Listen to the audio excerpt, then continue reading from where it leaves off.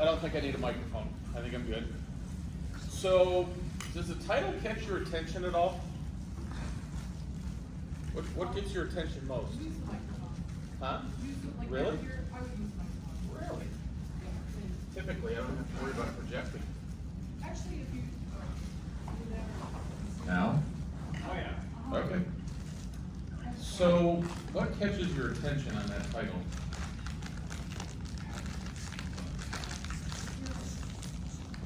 The zero commission? How many of those like freak out going, oh my God, I'm not working for free. So the reason that we use that, Damon even says like, hey, I gotta stick around and listen to this. I got some real estate people that might wanna know how to do that. Well, what we're gonna talk about today is how you can take and stand out from the crowd, right? How we compete with everything that we have to compete with in the market. And so I don't want you to sweat that. I put the little parentheses in there. Don't sweat. You're still going to get paid 6%. You can get paid 7%. You can get paid 8%. You can get paid 10% if you want it. You get to pick. So we're going to talk about that competition because Raleigh's like every place else in the U.S. There's competition everywhere, right? So we're going to talk about the 2 L's today. Anybody know what the 2 L's are? If you want to get rich in real estate, you got to master the 2 L's. Anybody know what they are? Write them down, even though you're eating. Listings and leverage. If you want to get wealthy, because we're going to talk today about building wealth, personal net worth. We're going to talk about cash flow. This is not stuff typically in real estate classes you hear about, right? We're going to talk about the 2 L's, listings and leverage. Well, what would happen to your cash flow? Right, cash flow. If you focused 100% of your efforts on listings, and you only accepted referral fees on buyers, you weren't running around in the traffic and everything else, what do you think would happen to your cash flow if we did that? 100% focused on listings. Well, think of it this way. How many buyers can you work with compared to how many listings? Like for every buyer, you could work with what, 5 to 7 listings? Work the same amount of hours? So logically, if we're going to leverage our time, where do we go? Well, more deals, more commission, less time, right? And you have a listing system that clearly proves to sellers that you're going to net the highest amount of money for them. Can we all agree that the number one thing a seller cares about? They'll put up with a lot of other headaches if you could put more money in my pocket, right? So if we're going to take and focus on a consumer, then we got to focus on what matters to them, and money is what matters, right? So how in the world, though, could you clearly demonstrate to them that you have the ability to net them the highest amount of money? Like you're sitting at the kitchen table, what do you do as a real estate agent to demonstrate that? That's right, it's not easy, is it? We're going to talk about having that. Then you eliminated the hassle, because they want the most amount of money, but they want it to be pretty stress-free, and they want it fast, don't they? So what if we could get this thing under contract in 7 to 14 days? I say 7 to 14 because the market is so hot right now, all we need is 7. But typically we use the 14. But it's just such a seller's market, it's ridiculous, right? So we eliminated all that hassle. We didn't even put a lockbox on their house. Like what? That'd be good for the seller, wouldn't it? Because remember, what we have to do for the seller is what's best for them, not what's best for us. So if we get rid of the hassle, well, they're going to be happy, right? And then, man, you could do open houses and get hundreds of people into your open houses. I don't know what it is in Raleigh, but, well, here's the thing. If you could put, let's say, 100 people into your open house, do you need to spend any money on lead generation? You got to buy Zillow leads or any of the other stuff? So what if we simply took listings, drove lots of traffic to them, and you didn't have to buy any leads? That would be good for you, right? So our record is 586 people in an open house in one weekend, right? What's your biggest? Couple hundred? About 200 in their open house in California. And then, well, you had an open and transparent way to accept offers. You eliminated the highest and best blind offer. How many of you guys have buyers that you've been doing highest and best with? How many of you guys hate that? Everybody hates it, right? Do you know that it also costs the sellers thousands and thousands of dollars? So let's talk about that now and kind of get that out of the way. How could having multiple blind offers cost a seller thousands of dollars? Well, think about it. So let's now take your buyers. In essence, what they do is they go, hey, Tanya, what should we offer? You say, without a mouthful, you say, I can't tell you. I don't know. And we really can't tell them because, well, that's how we'd get sued, right? So now we take and basically put them in a little room with no expertise, no help, no guidance to be able to decide what they want to pay. Now, they really like the house, but they don't want to overpay either, do they? How many of you guys have had it happen where you go, oh, you got beat out, and they go, oh, we were going to offer $310 instead of $305? How many times that happened? All the time, right? Because buyers are afraid, without seeing proof that somebody else is willing to pay that, they don't want to overpay, do they? So guess what? When you do that, now you just cost your sellers money. So what if we had an open and transparent way to do that and make sure that the sellers got every penny that they could get? Could you get more listings if you did that? So here's my challenge for you today. You guys got to start thinking outside the box. Real estate's a very funny business to me. We keep doing the same crap over and over and over again that all these gurus are out there telling you to do. And the average real estate agent makes $38,000 a year, and the average new licensee lasts about 17 months before they quit. If all the crap that we're teaching you guys is so good, how are we making 40 grand a year? Why are people quitting? So we got to start thinking differently. We got to focus, number one, on the consumer. What do they want? Because guess what? Everything else is irrelevant. But you're going to have to start thinking outside the box and start doing things differently. Because guess what? Can we all agree the real estate business is changing like at warp speed? Like there's always a new competitor in, some new technology, some crazy crap. What are you doing to keep up with that? So if you keep doing what everybody else is doing, you're toast, right? So here's 3 questions that sellers think about, but they don't ask. And the reason they don't ask, they're kind of afraid to, because, well, it's just the way that it's done. Well, the first one is, why do we pay the buyer's agent? So, Ralph, when you got a buyer, you sign a buyer broker agreement, assuming you do, you have a legal liability to get the buyer the best price and terms on a property, right? Ralph? Not paying attention. Oh my God. What do you think? You're gonna make me come and sit on your lap now, man. So when you got a buyer, you sign into a buyer broker agreement, your legal responsibility is to get them the best price and terms, right? Correct. Which means taking money out of the seller's pocket. Correct. Yet the seller pays you. That's correct. Why would a seller in their right mind do that? Well, it's a good question. I don't, because, well, that's the way it's always been done. Yeah. Well, why? Makes no sense, right? But they're asking that. They just won't ask you because guess what? We don't know the answer, so they sure don't. They just go, well, that's the way it is. Well, that's the way it is can't be an answer in today's world anymore, right? So if you doubt me, well, how many of you guys have seen this? Do you know that NAR, it doesn't matter, all the companies are going to get dragged into it, it really doesn't matter, that there's a lawsuit where the sellers are starting to sue NAR and all the real estate companies going, hey, why the heck are we paying that? And you go, who cares?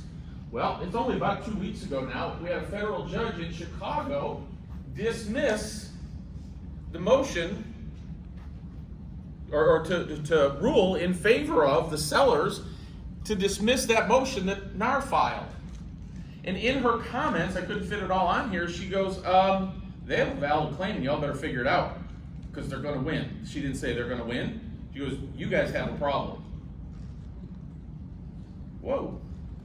This is going on right now, guys. This isn't like, oh, I'm speculating, right? And if you think that it isn't changing, this is a listing in Tacoma, Washington, offering 0 buyer broker commission.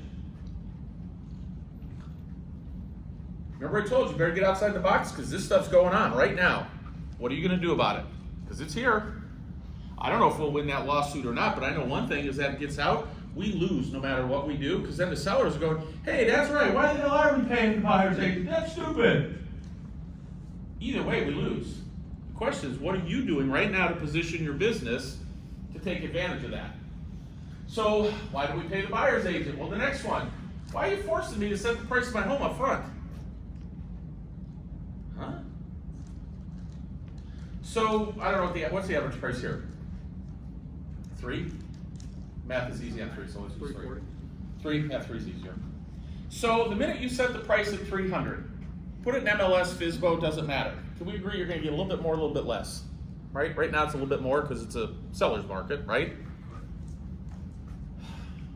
But is somebody willing to pay you $350 on a $300,000 house? At least voluntarily? No. So the minute you put a price on the property, you put a ceiling on it. You didn't put a floor on it because, shoot, they could offer you $200 on a $300,000. But chances are great nobody's writing a contract for you at $350. That's kind of a dilemma if we want to try and get this highest price for the seller. So why do we make them do that? What if there was a better way to do that? And we're going to talk about that today. And then why in the world isn't the transaction more transparent? Well, I talked about why highest and best is not good for us, right? And the buyers hate it. The sellers are okay. And as agents, even if you're the listing agent, don't you hate highest and best, multiple offers? Because you get all those contracts to go through, don't you? What if there was a better way to do that? Well, we're going to talk about that today. So by the way, how many of you guys know that Redfin actually allows the buyers to go right to their website and submit offers, circumventing you guys? Remember I told you, you're going to have to change, you're going to have to start thinking outside the box because, well guys, these guys are thinking outside the box. What are you doing to compete with that? Well, buyers aren't afraid to do it. What are you doing to compete with it? Right? So who am I? Well, I've been doing this a long time, unfortunately. I started as a lender, spent 28 years, I owned my own mortgage company for about 18 years, was in the business for about 25-ish, something like that. Then I decided to get a real estate agent because I couldn't find good real estate agents to work with my clients. I developed a multi-million-dollar a year blueprint for my team to generate listings using a revolutionary platform that I'm going to share with you today. We actually now have a 634 agent team that my sole focus is to take and help them build their personal net worth by focusing on listings and then taking and hiring agents to work with buyers, because you have so many of them that you can't handle them, and take referral fees. Last month we got 323 referral fees. Last month, I believe that's the number. What do you guys got 323 referral fees last month? You guys on the mortgage side, how many real estate agents you know right here in the Raleigh, Durham area that would love to have 323 referral fees coming in every month? I know a ton of them. Lots of them. So my goal is to help 1,000 agents in the next 24 months become cash flow millionaires. I just need people who want to do it. Any of you guys? Anybody? So back in 2002, I was written up in National Relocation Real Estate Magazine. It kind of went through my first year production in real estate, but the real reason I show you this, you have to differentiate yourself. That consumers will give you good, consumers will have good reasons to hire you. See, here's the thing, guys. If you can't tell the consumer why they should hire you to sell their property or to take and sell them a home on the buyer side, guess what? They won't. So we're going to have to address that today, because I can tell you this, 99.999% of real estate agents can't tell a consumer why. They'll tell them how spectacular, oh, I closed 600 transactions last year and I spent $100,000 a month on Zillow, and the buyer goes, yeah, so? So we've got to give them good reasons to do that, right? So who's going to benefit from this? Listing agents looking to stay ahead of the competition. Buyer's agents looking to transition to a listing agent. Because when I get done, hopefully you'll see the folly of being a buyer's agent. Because there's no money in it. Because there's no time in it, right?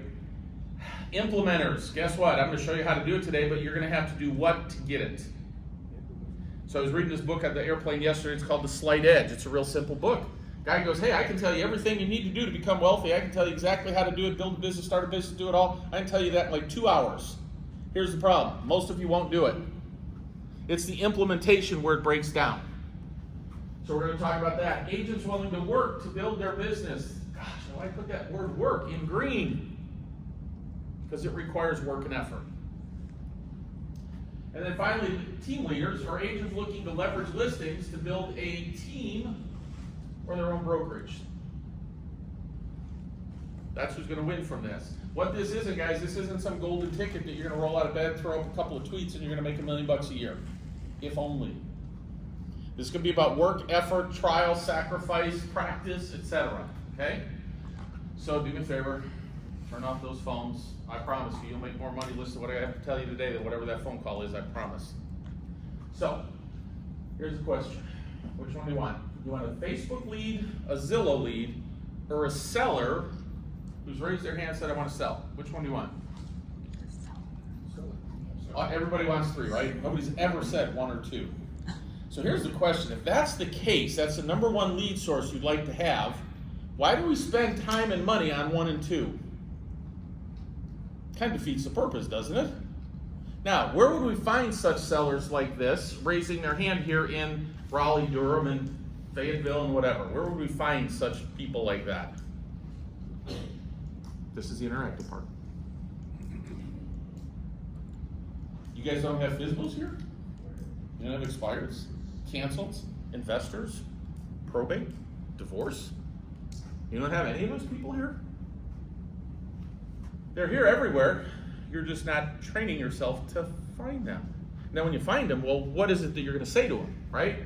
So, because at the end of the day, guys, the real estate business is very simple. Yeah, I know the failure rate's ridiculous, but it's a very simple business. If you focus on the right thing, you'll make a lot of money. The right thing is what? It's listings. Because the most profitable and efficient real estate business any agent can create is carry at least 10 listings every day of the year. If you had 10 listings every day of the year, what would your cash flow be like? Be good, right? So why are we doing anything else other than that? If you don't think that really works, well, read this book. I know it's about 20 years old. But what Gary did in 1999 is he went around, he interviewed the top 50 agents in the United States looking for what they all had in common. There were 2 things that they all had in common. They were all listing agents. What was the number 2 thing? Anybody know? They were tenacious about managing their database. That's the secret to success in real estate. So it's the one thing that every top producer, there is no top producer anywhere in the world that focuses on buyers. They just don't exist because he can't do as much work, right? So back in 1983, Tom Hopkins wrote that book. I actually found the cover of it online. But he said the salesperson who controls listing inventory will generate the most amount of income. So you need to specialize in the listing arena.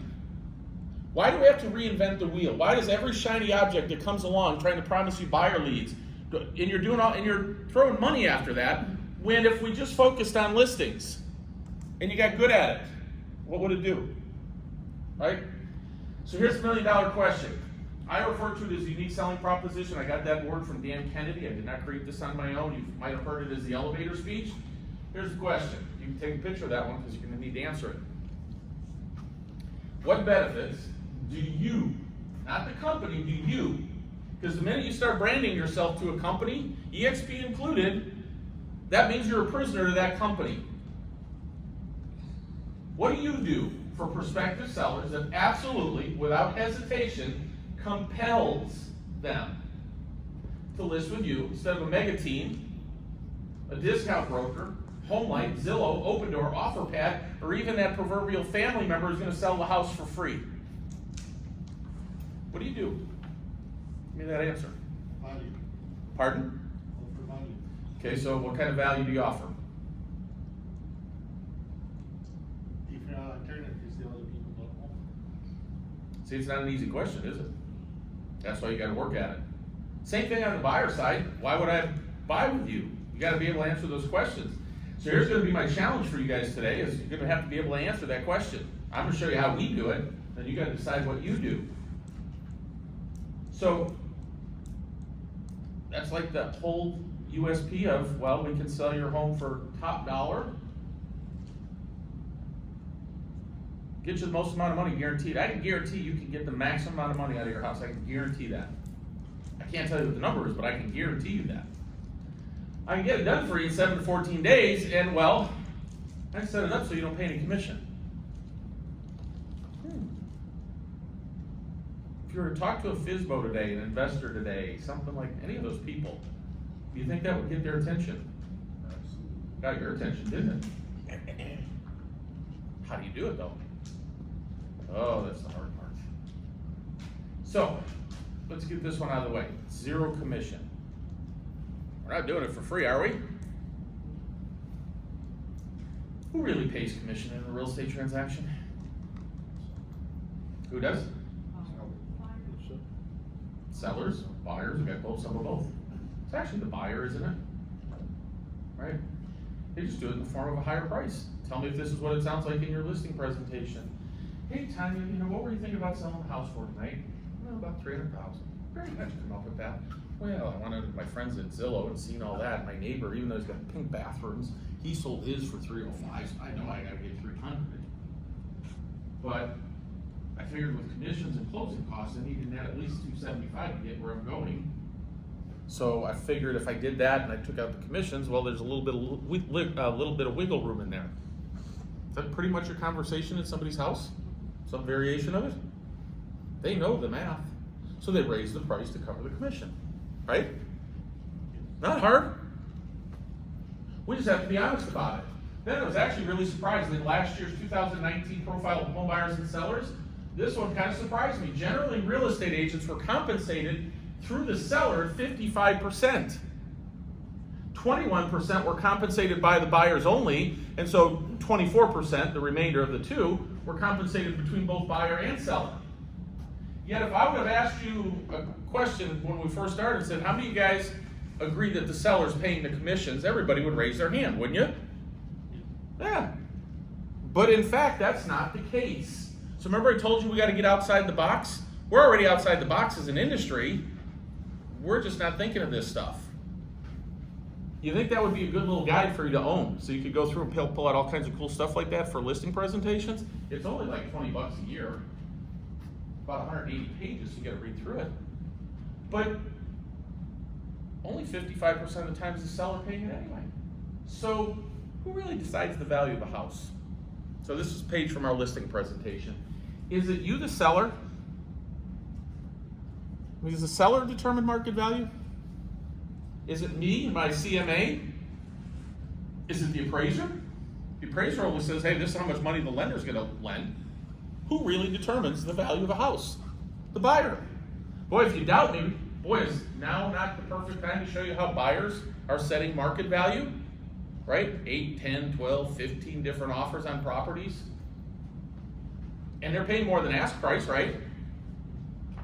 So how do we take and create a system where we could allow the buyers to pay what they're willing to pay? And do that, because that's who's going to decide. So when we're in a listing presentation, I just go, Mr. and Mrs. Seller, really doesn't matter what you think the house is worth.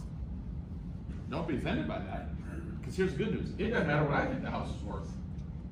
It doesn't even matter what an appraiser thinks the house is worth. It only matters what him or her, the buyers. So my job just became really easy. I just got to get the most amount of buyers into the property as I can, right? So if buyers had to compete, sellers would always win, right? That's what's going on in the market right now. Multiple offers. Well, the sellers are winning. Here's a recent example of how we were able to set this up to compete. This is one of my agent's listings in Utah. 133 offers on the house. The house is worth about $320 to $330. The highest offer was $395. Here's the funny part. It is a cash buyer willing to pay $395. Man, you think that seller is happy with our agent? I mean, think about it. When was the last time you had 133 offers on your listing? If I was sitting at your kitchen table and showed you that I had 133 offers on one of my listings, that'd be pretty powerful proof, wouldn't it? Yeah. I got proof on top of it. Oh my gosh. You think the seller was thrilled? What if you actually had proof like this to start showing people what actually happens when you allow the buyers to compete? Because, well, that's what happens. Is that a freak?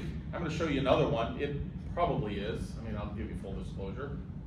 What if it was only 10 or 20,000 above? So, here's my question for you guys. What are you doing right now to get buyers to compete for your listings? If we agree that buyers compete, sellers win, then the easy question is, what are you guys doing to get them to compete? Throwing in MLS? Ooh, here's the bad news. There's 60,503 agents, by the way, in the state of North Carolina, in case you guys didn't know that. So there's 60,503 other people who can put a listing into MLS. A seller can have their pick of 60,503 of you. What are you going to do to get them to compete? That's what we're going to talk about. So now that we kind of know all this cool stuff, well, now we got to turn it into cash, don't we? Because everything else is irrelevant. If we want to build personal net worth, it's got to be cash. So here are our targets. Remember I whipped those out. FSBOs, expires personal database, likely to move. How many guys would like to have information on people that have been in a house, let's say 7 years, have a 700 credit score, make $100,000 a year, have 2 kids, drive a Chevy Impala, drink Jack Daniel's Scotch? How many guys would like to have that kind of data? Well, it's out there. But what if you had it? You could market to those people. What about those builders? What about investors? Is there an investor on the planet that flips houses that wouldn't want to sell their houses in 7 to 14 days and get the most amount of money for it and pay no commission? Does an investor like that exist on the planet of Earth? Wow, so we're opening this up, right? How about builders? All these people that have bought a house, now they got to sell theirs before, and oh crap, if they sell it to Open Door or OfferPad, then they're not going to get enough money. They don't have enough equity then to take and buy the new house, do they? Gosh, do you think there are new builds here? I found a few builders this morning just looking online. I'd be willing to bet if I went and started calling on those people, we could do it. REO asset managers? Gosh, you think there's going to be some foreclosures coming up? What about notice of defaults? What about notice of deaths? I know that sounds morbid. Where 1 of 2 people passed away that's on the title. Do you think they're going to sell a house? What about divorce filings? You have 19.1% of all people who file for divorce sell a house in the first year. 48.4 within the first 2 years. Half. Gosh, that might be a nice little niche, huh? What about probate? Do you think somebody inheriting property wants to get the most amount of money, wants to get their house, their parents' house, or whoever it is, sold quick and pay no commission? Well, now suddenly, why do we need to be buying Facebook leads and Zillow leads? We've got all these different targets, right, that we can target. So let's start with the easy one, FSBOs. Can we agree that's the only reason they decide not to work with a real estate agent? I mean, there's a few every once in a blue moon. I hate realtors. My brother-in-law, my ex was a realtor, whatever it is. You'll find those once in a blue moon, so I can say 99%. Well, the easy question is, if I solve the commission problem, then why wouldn't they want to work with me? So now I can take and do something like this. Hey, this is Bob with eXp Realty. Call to get a little information on our home. Wanted to see if I brought you a buyer price that worked for you and you could pay a 3% finder's fee. I leave all that in there for one reason. Notice I didn't say the word commission, I said finder's fee. The words we use in sales matter, right? So if I know they don't want to pay a commission, why would I ever say, do you want to pay a 3% commission? Kind of weird way to think about it, right? Yet all these gurus are out there teaching how to say that script. Like, duh. So if I had a platform specifically designed for you, right? Because most of them will say yeah, or some of them will say 2%, or some of them will say 1%. I go, cool, if I had a platform specifically designed for private sellers like you, where you paid 0 commission or fees, you got top dollar for your house. I mean, I can get you more money for your house than you can. I'm just telling you, I can. And you didn't have to pay any commission, and I handled all the marketing for you. I controlled when your house is shown. I'm not even putting it on a lockbox. I mean, we're not even doing that. Can I stop by for about 20 minutes, walk you through how that would work, and see if your house qualifies? If we actually called 10 FSBOs today, let's humor me for a minute, assume you could get a hold of them because they don't answer their phones, which you guys get frustrated with. I think it's cool because guess what? You'll never sell your damn house if you don't answer your phone. Just saying. How many appointments do you think you could get? If you actually got a hold of 10 of them. What do you think? This is the interactive part again. I just figured I'd warn you when it's interactive. Get them on the phone, 10 appointments. 3, 4, 5, right? We're gonna get a bunch. But here's good news. They don't answer the phone, so here's what we do. We text them. Hey, this is Ryan with eXp Realty. Is your home at 123 Main Street still available? Thanks. When they respond with a yes, awesome. Would you pay a 3% finder's fee? When they respond with a yes, a 2%, a 1%, I don't really care.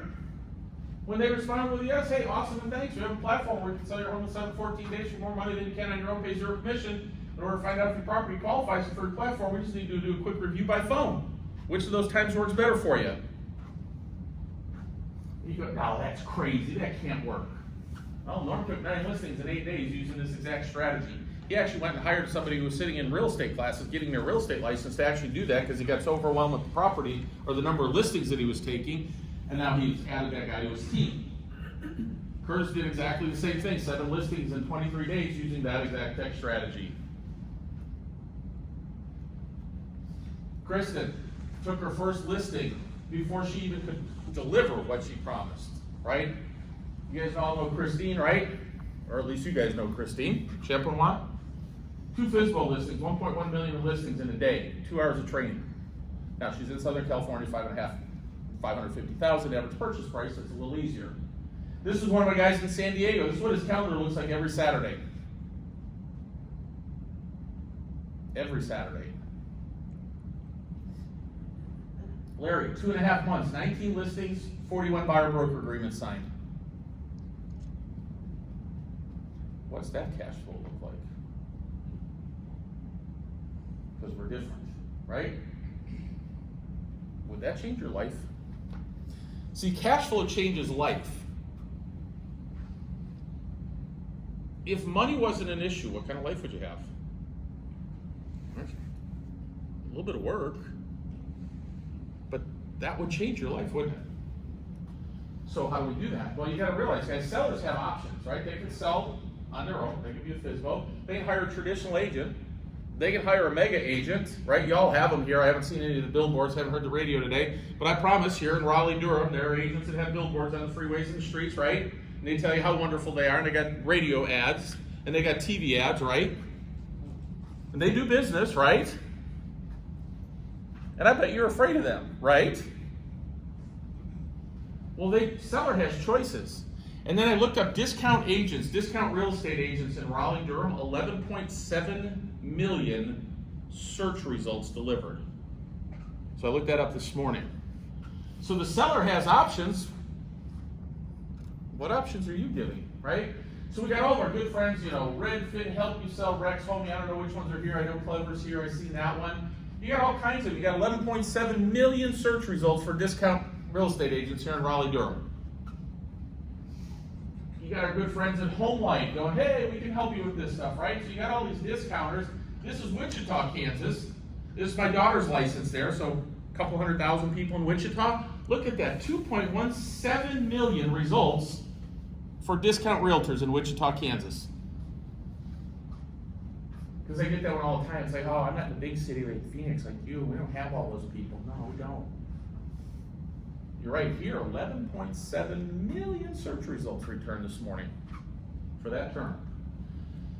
Well, Redfin, right, not only do they allow you to make an offer on their website without you rascally buyer's agents, they even offer them a discount. Hey, if you buy this house without an agent, you're going to save money.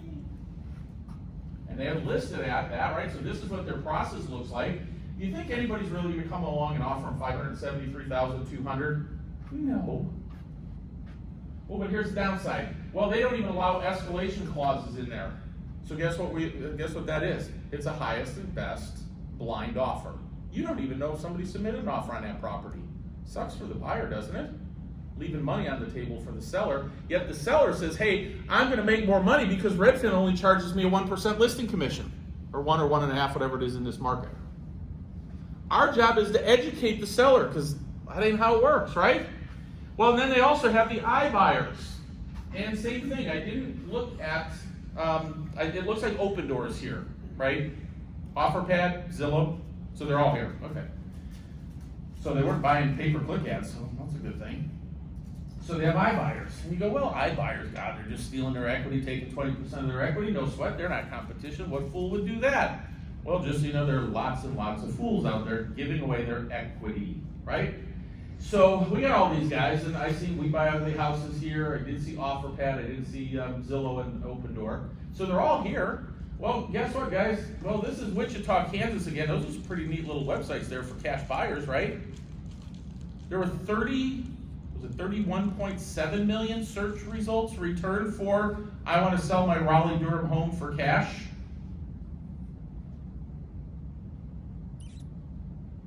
$31.7 million. How are you competing with that? Can you guys buy these houses for cash? So the seller has all those options, don't they? What do you offer? By the way, this is Open Door, and they're all doing it now. Zillow's doing it, OfferPad. If they're not doing it here specifically, I promise you 30 days from now, they're all doing it here. Open Door says, hey, after this whole COVID thing, they're going to put us out of business. That was really stupid. Why don't we take all those leads where people won't let us steal their equity and list their house at 5%? Hell, we'll even do the carpet, paint, everything for them.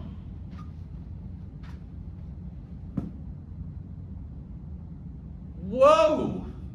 What do you offer? Kind of scary, right? Gosh, you know the lenders are even getting into your business? You guys know who Quicken Loans are, right? Well, they have this company called Rocket Homes. It's a real estate division.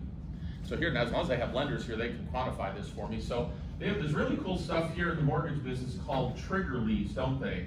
Trigger lead is when he pulls a credit report, a mortgage credit report, we get that lead, right? And I don't think you guys probably do it because of the nature of your business. Right. But that's what Quicken Loans does, many of the lenders do, right? So now I know that he pulled a credit report, and not only do I have the Quicken Loan guy calling him, I now have the Rocket Realty agent calling. Guys, if your people did a Quicken Loan, guess what? They're in your database. Oh wait, it gets even worse. Our good friends at State Farm. How many of you guys have State Farm as your insurance company? They cut a deal with Quicken and said, hey, we'll give you our database, you pay us a referral fee because we really suck at the lending side of business. Like, if you don't have a 790 FICO, you're not getting a loan from State Farm. So they said, hey, we can make more money if we simply sell our database of people to Quicken and take a 25% referral fee. So if your client has has State Farm, well, guess what?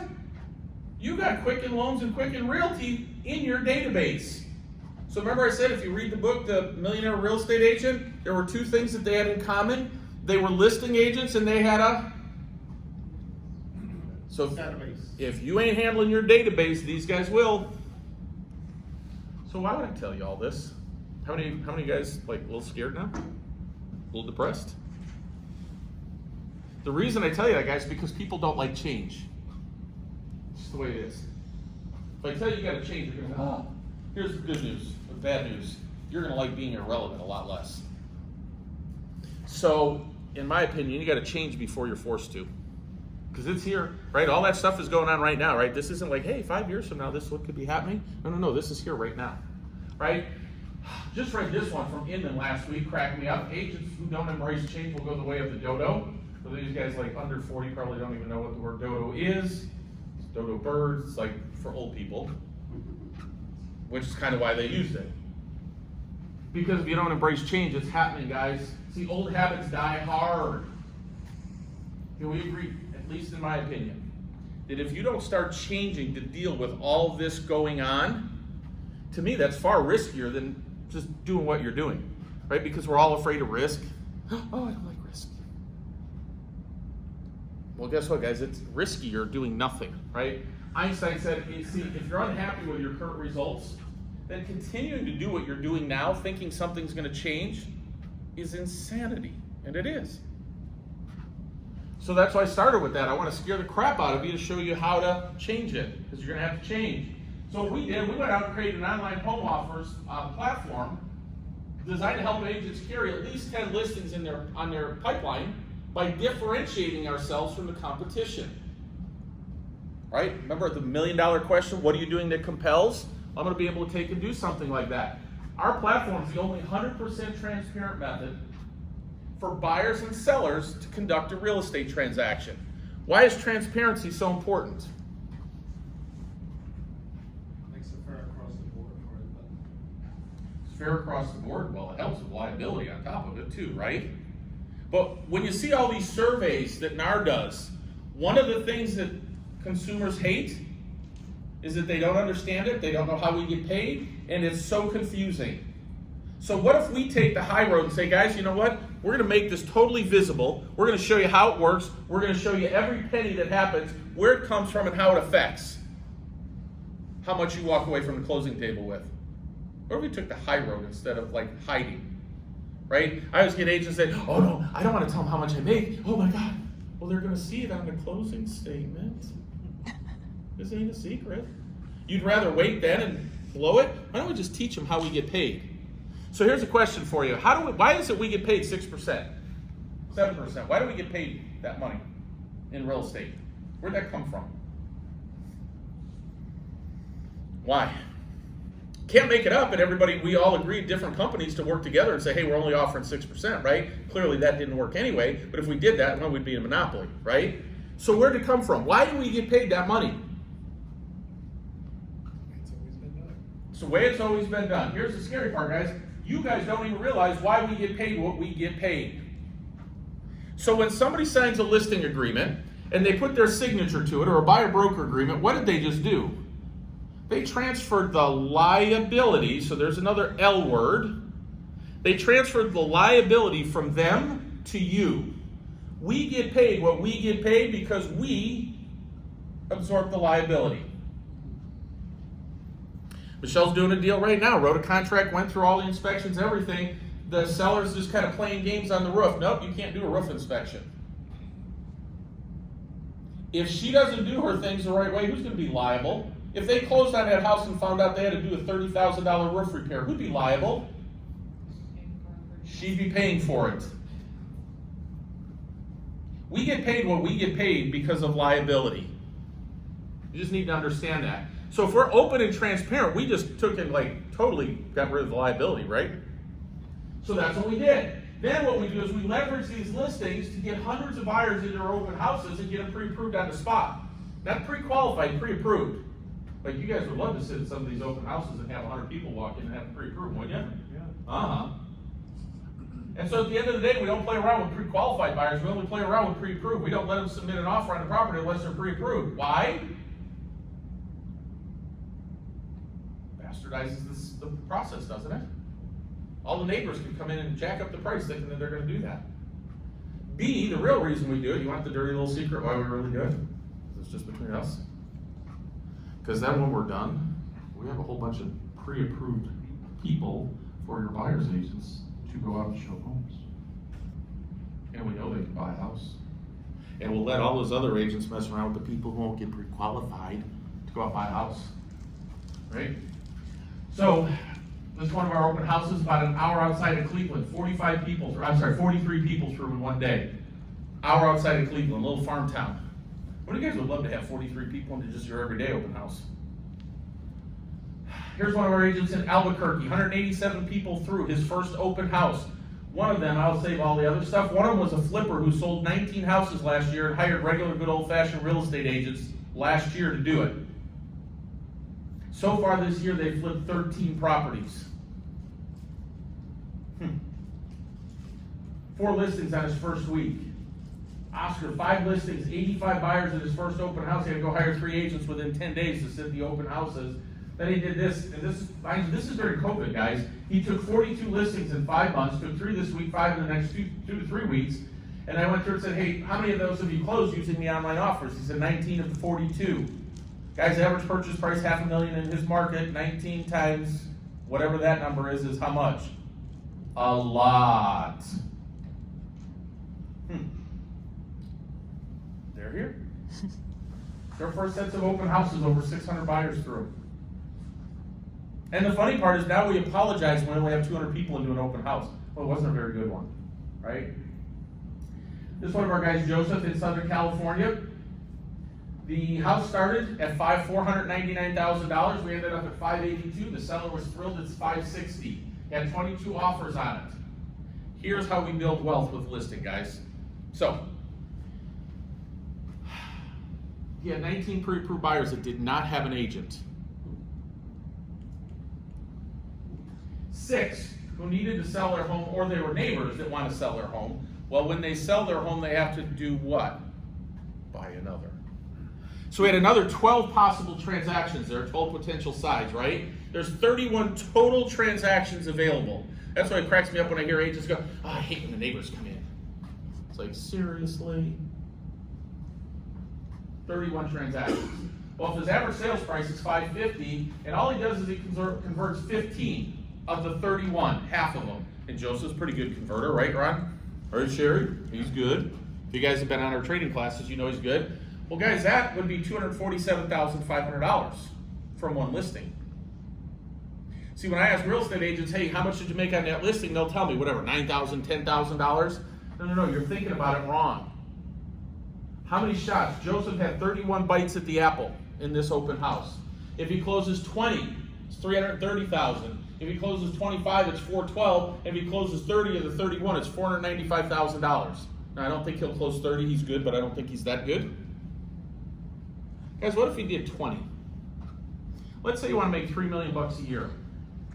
And on average, you make $330,000 from every one of your listings. How many listings do you have to take every year to make $3 million? I did the math easy on that one. 10 is 3.3 million. You gotta do 10 listings. Well, you gotta say, hey, some of them aren't gonna turn out quite that well, but that's, like, that's pretty normal results for us, right? 258 people in the open house over the weekend. So it's kind of a normal open house for us. If he wants to make $3 million a year, he's got to take 10 listings. Add a few more because some won't sell for the same price, right? So maybe 15. How many of you guys suddenly are not going, hey, I could make $3 million a year. I could sell 15 listings a year. Oh, and by the way, that didn't say that he was taking referral fees from anybody, right? So would that change your cash flow? All you got to do is do it now, right? So there's three things we're going to go through today. Number one, why you should use online home offers on all your listings. 2, how to create 11 resources for listings and referrals. And then 3, how we can work together to help you list more homes, build your personal net worth, and start collecting hundreds of referral fees every month. Anybody offended by number 3? Now y'all are EXP agents, so I get to cheat a little bit in here. Like if we had non-EXP people in here, how many people do you think raised their hand? What do you think we're going to talk about at number 3? Come on, you know the answer. They're going to see how EXP works, aren't they? Because who's going to say no to me? Ralph, would you be offended, my man, if I took and turned you into a cash flow millionaire and you start getting hundreds of referral fees every month? Would that like really piss you off? Yeah, it'd be terrible. You get over it? Okay. That's why we need to start doing more of these, right? So that's what we're going to cover today. So why we use the online home offers? Well, we got 5 options for sellers. I can sell it traditionally. I can get you cash offer. We can do the online offers. I can also take it if you want to say, hey, you know what, if I fix this property up, I put 20, 25 grand into it, I could get another 40 or 50,000 bucks. I could do that. Can you guys do that? How many of you guys actually know how to do it though? So we did a class about a month ago on where you get the money to do that. They can get access to the money. Do you think you guys might need a few tradespeople to help with that? So you'd need some referral partners then, right? Because, well, if you're going to hand them money, well, they're going to refer business back to you, right? That'd be a terrible way to get business. So I've got different ways to do it. Well, now, if the seller had all those choices, well, I got choices. I can do the online offer. Well, I could go to Redfin, they're only going to do 1%. My God, why would you do 1%? I'm going to do it for 0. Like Rex or Homey, if you don't have them here, they're like $2,500 flat fee. God, why would you do $2,500? You're going to do it for free. I'm going to get you a lot of money for it. They're not. Well, if the seller has options, suddenly I got options. You guys all have the same options, by the way. We have a private hedge fund marketplace. We've got over 50 investors in there. Now, how many buy in Raleigh, Durham? I did look the other day. I don't think there was many. But clearly there are people who will pay cash for houses here, right? You might want to go hang out with them and, oh my God, just in case they're flippers, like maybe you would be the one that they would list the properties with that you could sell in 7 to 14 days for top dollar, no commission. Just throw that out there. Because there's a bunch of them. Well, here's what else it does. It allows me to have a little bit of variation on our script. Hey, this is Bob with the EXP Realty. Just call because I work with over 50 different hedge funds that are purchasing homes. More than half of them pay market value. They're just going to turn them into rental properties for the next 10 years. If I get you cash offer at the price you want to net, would you accept it? Why would I ask that question? Because the logical answer is what? Why would I ask that? It's psychology. I made you say yes. People by their very nature do not want to do, when you know that they're being manipulated, if you will, they don't want to do it, do they? But I make you answer it. Because guess what? Now I got you. Great, I just need to schedule time to come out and complete the property condition report and get pictures of the home. When's the best time to do that? I can get in any door with that one. And then when I'm in there, I go, hey, by the way, if none of these offers work for you, I can get your house sold for you in 14 days top dollar. You don't pay any commission. Either way, you get your house sold for top dollar, okay? What do you think most of them say then? What do you think they say? The funny part is the answer is like, wait, what did you just say? That's the answer. It's like, wait, what did you just say? Yeah, for real. Then we have to try a full brochure. We kind of walk it through. They say, let me see if we can get this done. Because the truth is, if I get a cash offer, the investors are going to pay me 3%, and I don't have to do diddly. I'd be thrilled with that. But that's just a different variation. How many guys have sold a HUD house before? Well, I didn't sold it. All right, good, we got one. So here's how it works. Tell me if it's any different. The days might be different. In Arizona, all the new HUD homes post at 3 o'clock on HUD Home Store. And you have till 10 o'clock on Tuesday to submit your offers. You go online, you submit your offer. Let's say the person wants to pay $200,000 for the house. They go, great, how much do you want to offer? $200,000. They go, Juan, how much do you want to make? Juan goes, I want 5%, baby, which is $10,000. They go, cool, your offer is $210,000. Is that how it works? That's how it works. We're going to just do the same thing. HUD does it that way, VA does it that way, USDA sells their properties that way, Fannie Freddie does, the IRS does, right? All these guys use online offers to sell their house. The downside to their process is what? It is not transparent, right? You don't know, Juan, when you're submitting, is anybody else even putting an offer in? So psychologically, what does the Juan's buyer do? He offers a little more because he doesn't know, which means Juan's buyer overpaid. HUD's happy, but I don't represent HUD, do I? I represent my buyer. I want to give them a way to take and make sure that they're the ones taken care of. That's why they do it this way, right? Well, most of the foreclosure companies, right, Hubzu, Auction.com, Zone, all sell their REO by auction. It's nothing but an online offer, right? And so does Concierge and Elite. They're multi-million-dollar properties. This is a Paradise Valley mansion for $35 million that's sold online. Here's Concierge, up 150% in the first quarter of 2019. I don't have a newer article than that on there. But while all these wealthy people are selling their houses that way, so the government, the banks, and the wealthy are all selling their properties that way. Can we agree they all have the money?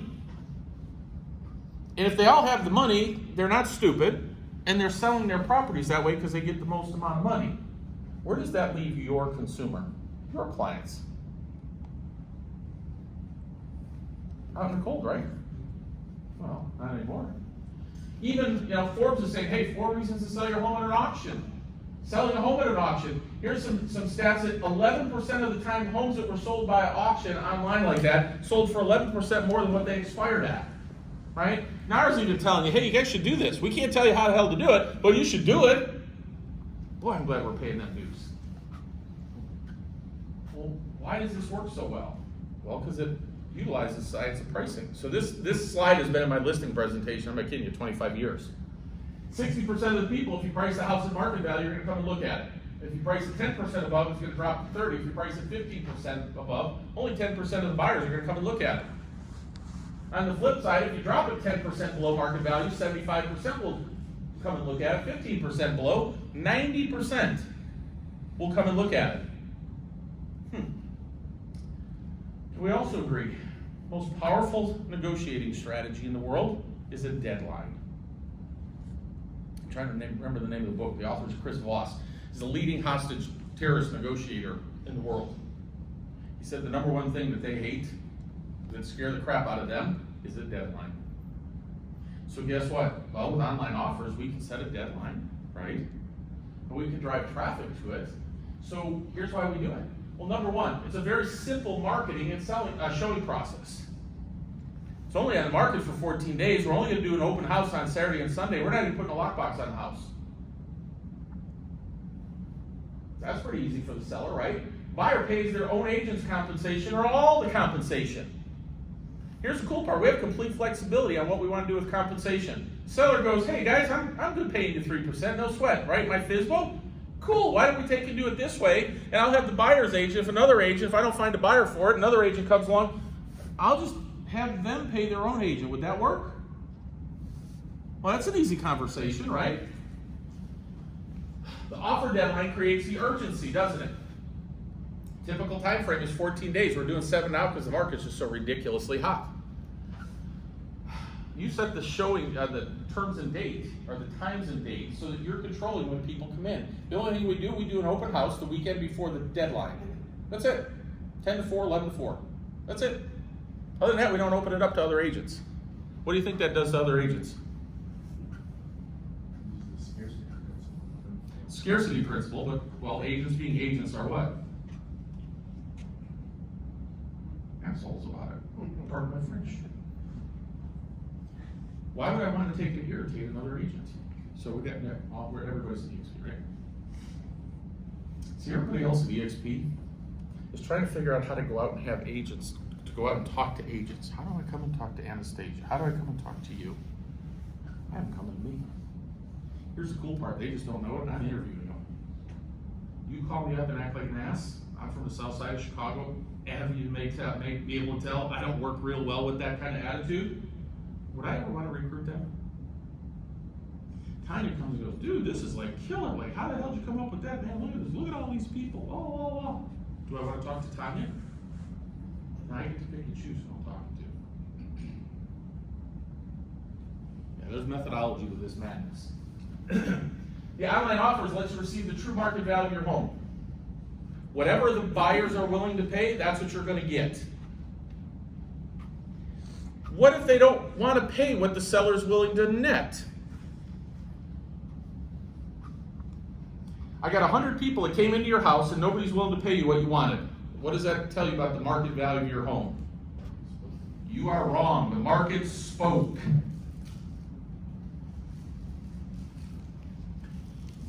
We got us handling it all for you. We only work with approved buyers. Why the heck would a seller want to do it? This is a guy from somewhere in Washington. He wanted to buy this house. It had a koi pond and a river running through it.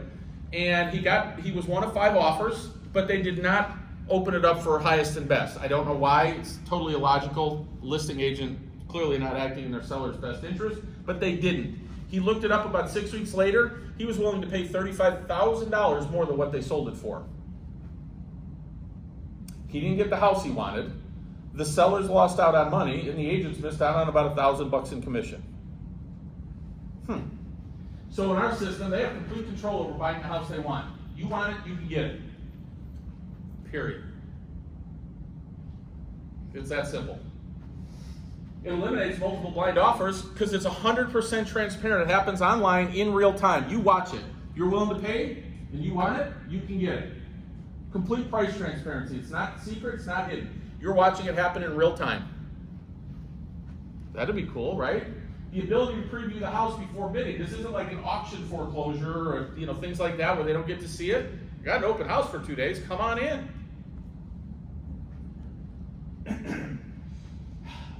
Here's another one that I can say in here. So how many of you guys actually use buyer broker agreement? You'll never take anybody out without one. So if you raise your hand now, then I'm going to just say, okay, now tell me the truth.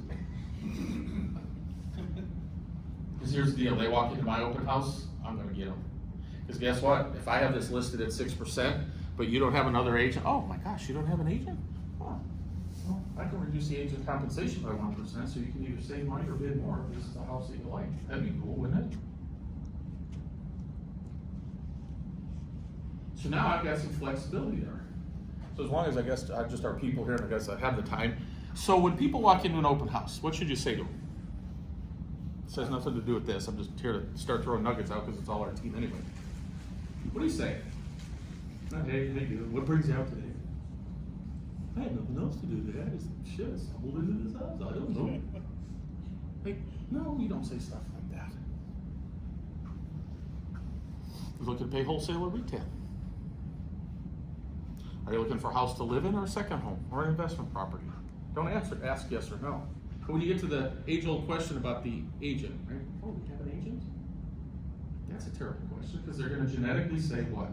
Yes. And we're genetically engineered to say Yes. how we work. Right? Walk into a clothing store. Hey, how you doing? You need any help? No. Do you really need help? Yeah. We just won't admit it, will we? It's not how we roll. So you never ask that question. I just go, hey, Tanya, what local agent are you working with? Ouch. Now, Tanya, is that an agent that's just, that you're 100% committed to, or they're just sending you listings? Right? Good, you should have got that from our open house training that was on one of the Tuesday calls, right? Because most of the time, what do they say to you then?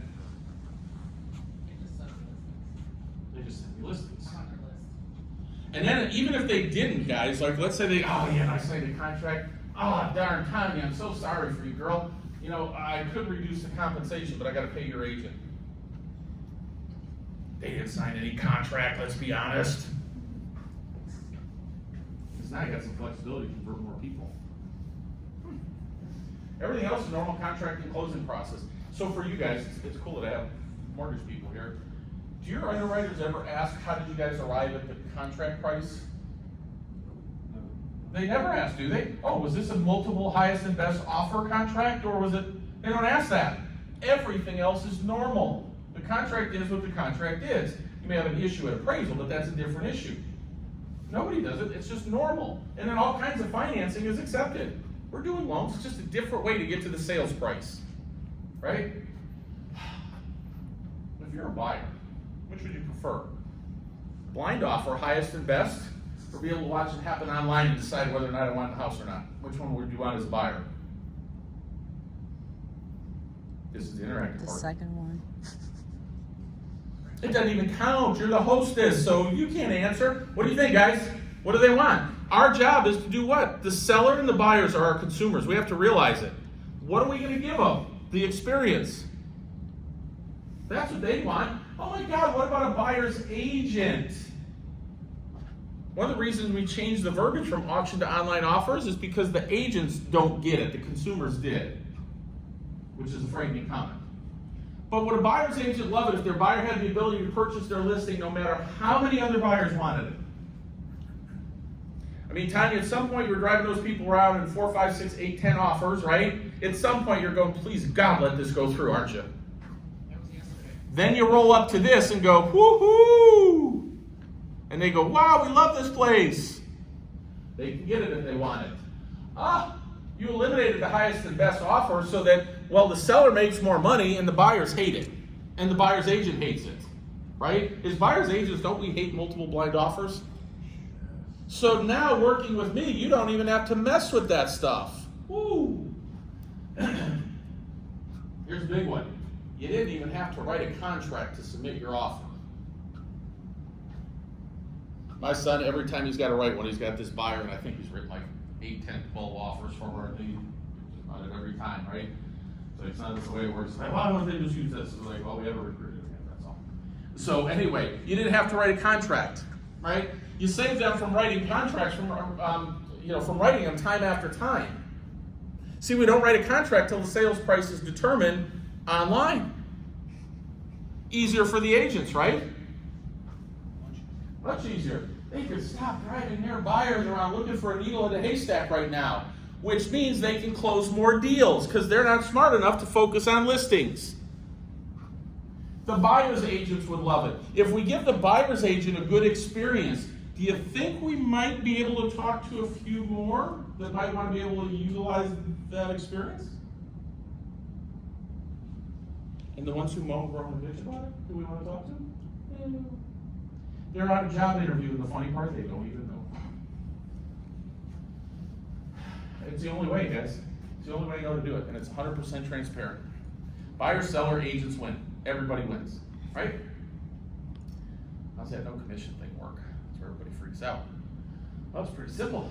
Works just like a HUD home, just like a VA. We're just doing the same thing. It's the exact same process, except we're 100% transparent. They don't have to guess that there's another offer. It's the only difference. This is what it looks like. We just finished rewriting this code. Here's how it works. Now this is just a dummy demo that I threw up for this. Last offer was $200,000, so the current offer is $200,000. The agent compensation, we put it in at 6%, is $12,000. The total purchase price is $212,000. When the buyer puts in the price, they can see how it impacts what we get paid, and they can see how it impacts the sales price. Completely transparent. How many of you guys are afraid of your buyer seeing that? Get over it. They know what we get paid anyway. They just don't know how we do it. it's okay with you. What I'm gonna do is, Anastasia, I just don't believe that the real estate transactions should be so hidden and transparent. I get paid what I get paid because of the liability and all the different things that I do. And so at the end of the day, it's impacted by the sales price of the house. Here, I just chose to show you completely transparent. That way you never have to guess. It's not a secret to you. So do you feel better about that? Oh, yeah. Now I just took the high road. So that's what it looks like. That's actually what a page looks like on the online offers. So as that number gets increased, right, see the spot, I don't think it's got a pointer in here, maybe it does. No. They just add their new price in there. Well, here's something to think about. Well, what happens if somebody waits till 4:59, let's say I ended on Thursday at 5 o'clock, and at 4:59 and 55 seconds, somebody plops in an offer at the end, because they think they're slick. What do you think happens? It automatically extends 5 minutes. From the south side of Chicago, I don't miss things like that. So it just keeps extending until they're done bidding. That one that I showed you with the 133 bids, that went an hour and a half after. Because it just kept extending 5 minutes, extending 5 minutes till it doesn't. Why would it be set up that way? Why did I set it up that way? Because I allow them to take and submit offers and extend it so they can sit there and talk about it, right? There's methodology in this. So that's what it looks like. So if that's the current offer, and that's the comp, that's what is going to get written on the contract. So were this to close at that point, the seller is happy with that, contract would be written at 212. Your underwriters would never care about that, would they? Wouldn't even know. And if somebody wants to make an additional offer, they just do it there. Totally online, totally transparent, real time, right? So here's how it works. The contract is nothing but the final bid price and the agent compensation, which is how every other real estate transaction works. We just don't tell them what we get paid. It took me a minute to kind of wrap my mind around too. I confess, because in the Fort Bragg market, it's VA, and the VA doesn't allow the buyer to pay the commission. But at the end of the day, numbers are numbers. I mean, it's just semantics. It took me a minute though to understand. It is semantics for VA because they can't pay any fees. But they just get paid, just like we do in a regular transaction, you just raise the price. So all we're showing the underwriters is the contract at the price. Everything's gonna travel the same way. The money works the same way. It's gonna show on your, disclosures at the end, your, I know we don't call HUD ones with CDs. It's all gonna show the same way. We just got there differently, that's all. Okay? So there's your number the lender and appraiser works from. So, how in the world could we take one house and sell it for 300 and one and sell it for 282 and net the same amount of money? Mathematically, that's impossible, isn't it? As realtors, you guys are great with math. Or at least 3% of anything. You ever see agents go, oh, I really suck at math. Well, what's 3% of 989,000? 27,460 dollars, 32 cents. Like, what? What? They can calculate commission in a heartbeat. I focus on the net.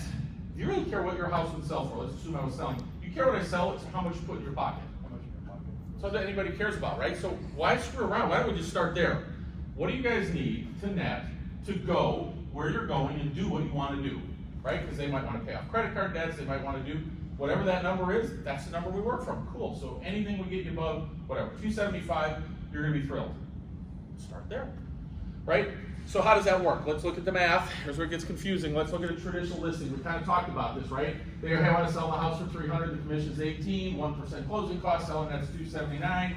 Hey, left myself a little bit of wiggle room. Buyer pays 300. That's how they work, right? Market value is still 300, but we start at 249. What? That is a fun conversation with sellers. And let's say that I end up at, for right now, I'll go through the 249 part, we end up at 282 as the final price. We got 6% agent compensation of 16,920, we still have the same 1% closing cost. Seller net's 279,011, buyer pays 298,920. What's the issue? We don't have an appraisal issue, do we? No. Assuming that that's the right market value. That's how it works. That 249, I know is going to freak you out. Guys, it's exactly how HUD works. Don't complicate it any more than that. It's how HUD VA USDA works, period. So don't worry about it. Well, we utilize the science of pricing, so remember, 90% of the people will come in if I price it 15% below market, right? Which one's going to attract more buyers? And, well, can we agree that the number one goal, really the only goal of your marketing, is to attract as many buyers to your listings as possible, right? The more buyers you get to come into the house, the more likely it's going to be you're going to get more money, isn't it? Yeah. So why not get people into your house? The way that I do it is I utilize that science of pricing. I'm going to price it below market value. Seller goes, holy God, what happens if I don't get that? You have the right to accept, reject, or negotiate. So now you guys are real estate agents, and well, if we had some of them cocky real estate agents that we get all the time, they'd go, hey, Bubba, I'll just price it like that and I'll get multiple offers. Sweet. I can tell you're one of those guys that attend a lot of classes. You are just so sharp. God, I wish I was as smart as you. That's why I love having other ones in here regularly with them like that. Oh, that's cool. I would just go, well, let me ask you a quick question. What happens if you don't? And now the seller, let's say you started at 250, 270, whatever it was, and the seller wouldn't take less than 300. And you get an offer for 280. And the seller goes, hell no, I ain't taking that. What are you going to do now? Oh, here's the thing. I happen to be 64-year-old male, which means I would be a protected class. And I just go, you don't want to sell your house to me because I'm old.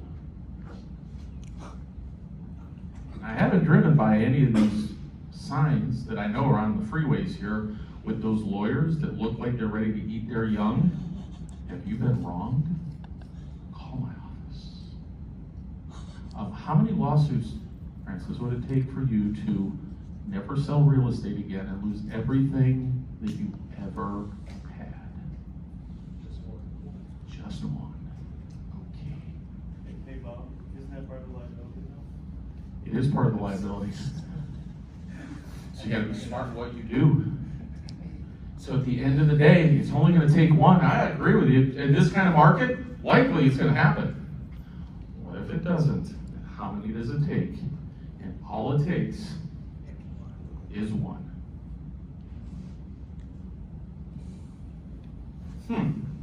So what if I didn't have to put you in that kind of situation like that, Francis? Would that be better? So we could utilize the science of pricing without having you have to worry about losing everything you ever owned. So, remember, buyers compete, sellers win. 51 offers on this house. This was worth $330, sold for $400. Now, full disclosure, they did not end up writing the contract at $400. We went to the top 4 buyers because they're pre-approved. When they're pre-approved, you guys have tax returns, bank statements, investment accounts, all of it, right? So we went to the lenders for all of them and said, who's got $70,000 in cash? One did. All they did is they negotiated down. They ended up at 368. The top guy said, yep, if it only appraises at that, I'm willing to bring in the difference at that number. And so it's going forward at 368. If it doesn't appraise, he signed a waiver that says, yep, I'm bringing the money into closing. You go, well, that kind of sucks, doesn't it? Gosh, what if every time you took a listing, you had to take and work your way down, like way past what the house is worth, and said, I could only get you $38,000 over an appraised value. Wow, that'd be a great story to tell in a listing presentation, wouldn't it? Because at the end of the day, guys, you think this guy's ecstatic? He was ecstatic if he got 330. See, we have the ability to do that. Will it happen on everyone? No, it's happening more and more. So, all we do, guys, we just take all of our marketing and we focus towards one simple thing: open house. That's all I care about. I don't want Facebook leads. I don't want buyer leads. I don't want any of that. I want to be face to face with people to be able to convert them. Which one are you going to do a better job at? Emails that you've never met the people for the next 18 months, or being face to face? long as I got a little bit of time and they're all our people, I'm gonna tell you how it works. So when people come in, buyers come into the house, so tell me what you say to, like, why would somebody want to work with you instead of me? You're gonna tell me how I'm the Valley, you know, I know Raleigh, Durham, I was born and raised here, I know the Valley, and all that stuff, right? Those are all cute things.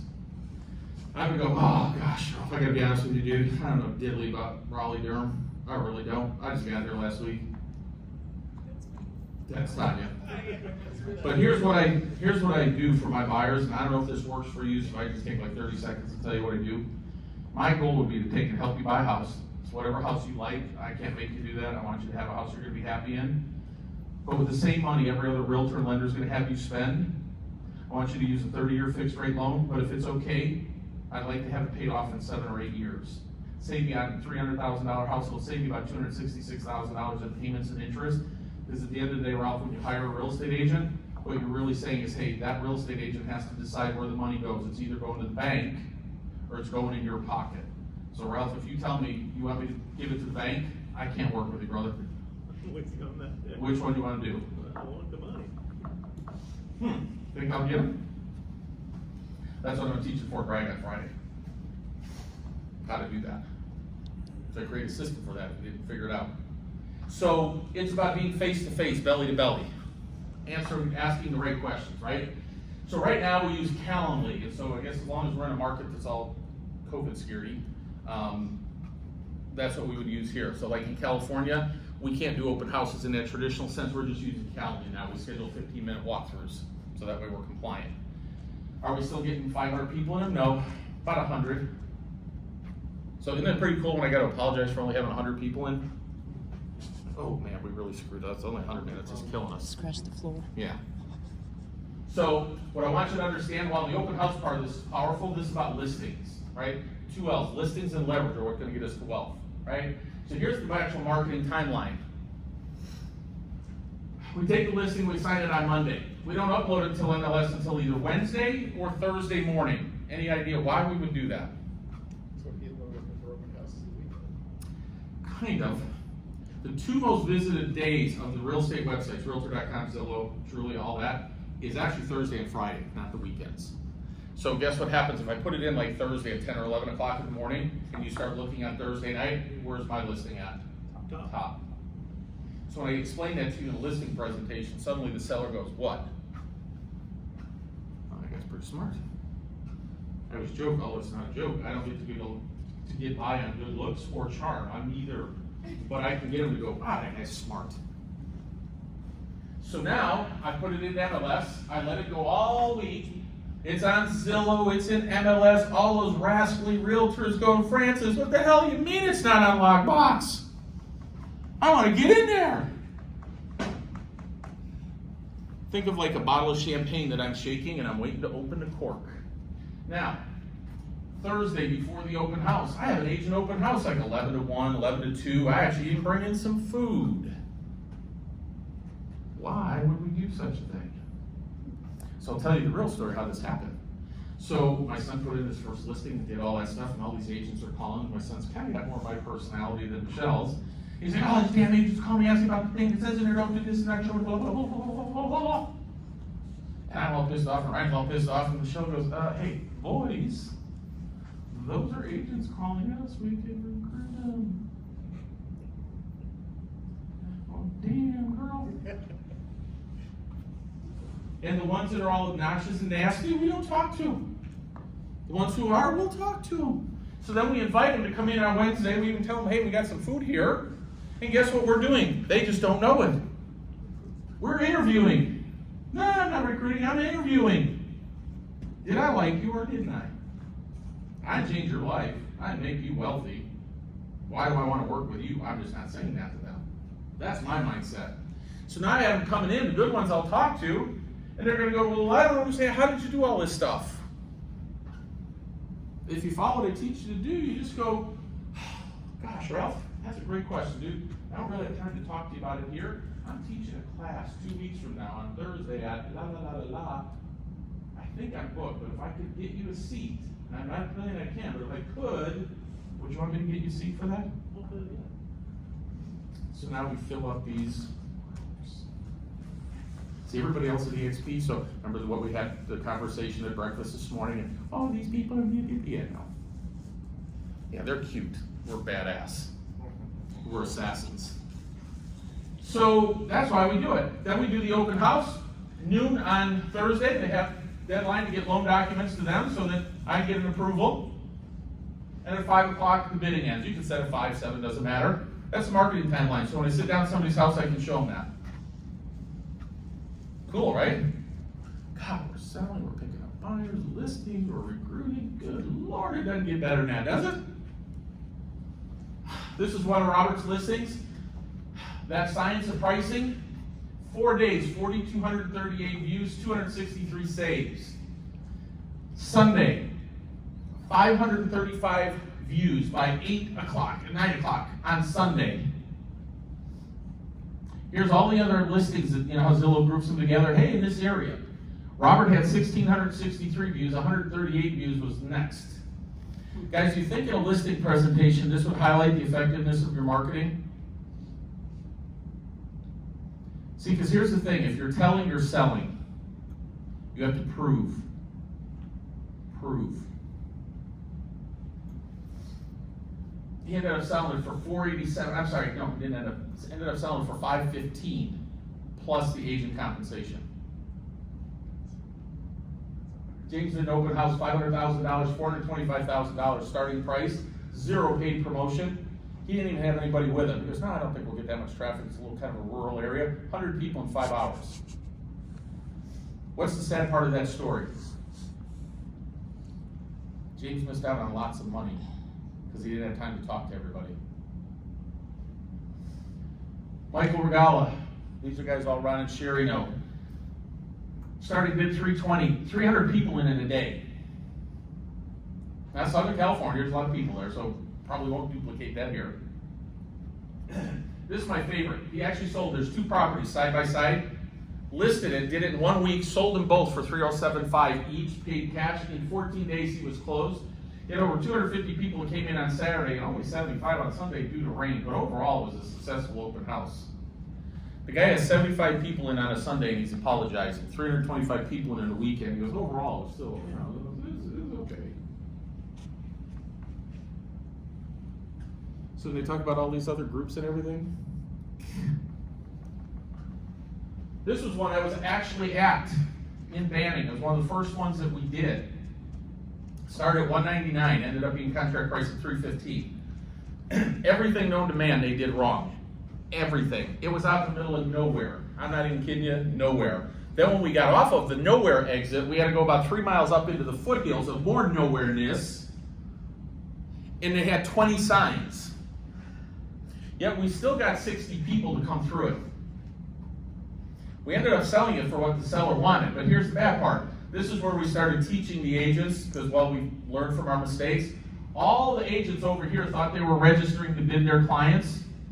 And at like 4:45, they're going, I'm trying to bid, I can't bid, how do I do it? It's like, all you did is filled out the contact us form. So we figured out we got to educate them a little better. We only got 1 bid of $280. We were sitting in Rayo's restaurant in LA, and Jerry calls me up, he goes, hey, the final bid, we only got to $280. What do we do? Well, call up the $280 and say, hey, I got 19 people that wanted to bid, just screwed it up. My seller will take $300 plus $5,000 or 5% in seller compensation, or agent compensation, contract price of $315. If you guys don't want it, we'll give you about a half an hour to give us an answer. If you don't want it, we're just going to go back to the other 19. 5 minutes later, it's like, yeah, we'll do it. Even though we screwed it completely up, we still did it. Did you guys come to that one or not? No, I don't think you did. You guys did? So yeah, so we screwed everything up that you could screw up. So our whole goal, guys, isn't to end up at 282. What if we started at 249, we ended up at 290 as the final bid price? All hypothetical, right? Then we do our 6% compensation, the seller nets 286. Seller gonna be happy at that point? Buyer pays 307.4, assuming it was really worth around 300. In today's market, we're gonna have an appraisal issue? Probably not, but what happens if you do? Well, we have all their loan docs, we have their investment accounts, bank accounts, we know if they have money to bring to closing. In today's market, people aren't even blinking about, yeah, I'll bring 10,000, no problem. Well, we can go to them and go, hey guys, do they have it? we can make that decision. If not, guess what? You just negotiate it like everything else. If the worst problem you had was every listing you had to negotiate back because you got so much money that they were, right? Like, wouldn't that be like a listing agent's dream? Yeah, I'll do these webinars and stuff, and they say, no, and then it doesn't appraise, and it's like, oh my God, you're saying that like that's a bad thing. God, I could sit at somebody's kitchen table and show like listing after listing after listing, where it's like, we just sold it for so much, Juan, that we couldn't even get them to bring in enough money to do that. Like, if that was the conversation you had with sellers, like, how good would that be? So you gotta remember, for sellers, highest price, fast, least amount of hassles. Well, we got a way to get you the highest price, and we can clearly demonstrate, right? I can't tell you that you're gonna get the price you want, because the market's gonna dictate it, but I only get it done in 7 to 14 days. I'm not even putting a lockbox in your house. I had to have you leave for 2 days. Can I cut the hassle down any more than that? Suddenly I become pretty interesting for people to talk to. Guys, that's the only way I know to accomplish that. What do you guys think of that from the lending side? Pretty cool, right? This is what I want to help people build, guys. This is my goal for you. Here's the downside. What's the negative in what I just said to you guys? Here's what I want to help you build. Doesn't matter what I want. Totally up to you. It's on you. You're the master of your own domain. That's my 24-year-old son. My goal is to have him have about 10 buyer's agents who sit in these open houses. He carries 10 listings every month, takes a 30% referral fee. Our purchase price is not $250, but let's say that it did. Well, let's see, if every agent I had working open houses, every other weekend, we put 100 people in there, so they're in front of 200 people. Is it reasonable to think, Anastasia, that we could get 2 buyers, every one of those agents should close 2 deals a month from 200 people? If not, I'm gonna pull Donald Trump and go, you're fired. That's how it is. So, just curious, what would you say the total effort is on your system versus the traditional agent? It sounds like you have, almost 75% less effort having to spend on this. It is, especially if I have buyer's agents doing the open house. Because here's the good news, so, and I'll kind of explain where I thought of this, but the truth of the matter is, when it really hit me, I was actually in the hospital, when it really hit me how this tied into building and recruiting our whole team. Going, oh my God, if I can take you and turn you into a listing guru, you by its very nature, because you got to do those open houses because it's part of what we're telling the sellers we're going to do, by its very nature, you couldn't do them all on your own, could you? So you have to go out and hire an agent, don't you? You could call it recruiting, I could call it hire, whatever works for you. And so now, guess what? Now, within our compensation model, now I go out and hire these people to do it, and I also give them a career path. Let's say they're newer agents. Hey, you come in, you show me for a year that you can work with the buyers, because before you can be a good listing agent, you gotta be a good buyer's agent. Show me that you can do it, and then guess what? I'll transition you into a listing, and I'll help you, a listing agent, and I'll help you build the same thing. Now I gave them a career path, didn't I? Just so you know, within the EXP model, that would be worth about $35,000 a year to you, every one of those agents that you could spin off into a listing agents. If there's 10 of them there, and you spun all of them off to do that, and you made $35,000, $34,800 a year, you'd be making $350,000 a year before you ever close a real estate deal. Anybody offended yet? That's what I want to help you build. It's your call, but that's what I'd like to help you build, if that's okay. You guys starting to see the power of this now? All those 11 resources, I'll go a little faster, even though I know we don't have to worry as much about it. Well, there's all those targets, right? I just use my plus leads to get my FSBO and expired data. You can use whatever you want, you can get it free, right? Then, well, here's the text that I kind of gave you before. What we did is we actually recorded a little video here. And now what we do is we send them that if they're interested, we send them a little video, and the video sends them to that landing page that they can schedule an appointment or have them schedule a call. I still don't think it'll work quite as good as just making that phone call, but it's there for those that are afraid. We can do that with FSBOs, we can do it with expires, cancels, and do it all by text. Builders, got to sell that property. Man, we're 3 months away from closing. Oh, I can't sell to open door like that. Say, I need that to close. Oh, let me tell you about my friend here. he could sell a house in 14 days, top dollar, no commission. Huh. What if you had a few builders? Gosh, they have these meetup groups all over the place. RIA groups, all these investors. Mercy me. Here's what you do. So we have a tri-full brochure. We just walk around, although we can't still do them live. So if we can do them live again, we'll do it. We just walk around with brochures like, hey, do you flip or do you just hang on to them?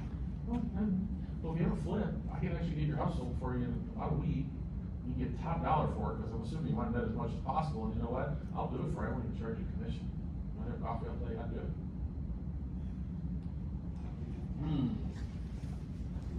Probate divorce attorneys. Well, divorce, I already told you, 19.1% will sell in the first year, 48.4% in the second year. Gosh, get a couple of divorce attorneys sending you some business. Probate, well, people die, the kids want to sell off the property, they're greedy, they want to get as much money as possible. The probate lawyer has to take and get it by law, he's required to get the best possible return for the assets. Gosh, think probate attorneys might be interested in something like that?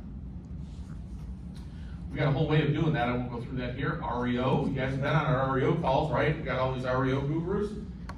You're just not gonna go become an REO agent and get this, right? There's a process. So guess what? We're growing. So if I actually had non-EXP people, and I said, how many guys would like to learn how to do an REO? How many guys would accept a listing referral from me on REO? So you all would. Oh, sweet. So in a minute, I'm gonna talk about how I can send that to you. How do you think that's gonna work? Am I really gonna send an REO listing to a Keller Williams, Coldwell Banker, or Century 20 agent, 21 agent, or would I be sending it to an EXP agent? Just And would I be sending it to just any EXP agent, or would I be sending it to somebody in our revenue share group? These are not hard questions. So we want to take and break into REO, right? We have a whole software system to get all this other stuff, right? This is one of my agents in Seattle. Goes to work at Starbucks, not goes to work at, but goes and sits in Starbucks once a week. He's never gone in and done this and not gotten a listing. Had that printed out, I blacked out his number and stuff so people don't blow him up. And he just goes and sits there and does his work. First time he did it, he got one investor who did 3 properties with him. All we're trying to do, guys, is put the odds for success in your favor. Make it very difficult for people to say no to working with you. Will they all say yes? No. Good, not that good. So, imagine for a minute. For a minute. What would, just what I've given you in the last, whatever it's been, an hour and a half, what would that do to your business, like your cash flow? And if you had cash flow like that, what would that do to your lifestyle? So, I want you to imagine that for a minute. What would that look like? There'd be a lot of beach. So there's a reason I'm asking that. That word imagine, start learning to use that in sentences. It's a very powerful, persuasive word. I'm not selling you anything, I'm just going, Francis, imagine what it would be like. Dude, imagine. What do you say at the listing presentation? Well, it's pretty simple. This doesn't cut it, neither does this. I don't know whoever sold that thing, but whoever did made a fortune on it, and people are still using it. Dumbest thing I've ever seen. Here's what we do. We just go in, hey, Mr. and Mrs. Seller, here's what my agenda is today. Need to determine if your home meets the criteria for a successful transaction. I know I told you on the phone I need to qualify it. Oh, I need to do that. Then I'm going to review the marketing in the open house, how that all works, give you the timeline so you understand what's involved. Then I'm going to review sample listing and demonstrate how the process works. I'm going to take them to the webpage and I'm going to show them that, right? I'm going to demonstrate, and then I'm going to review all the disclosures with them. And then if we decide to move forward, we're going to get all the listing documents signed. So right up front, what did I just do with that last sentence?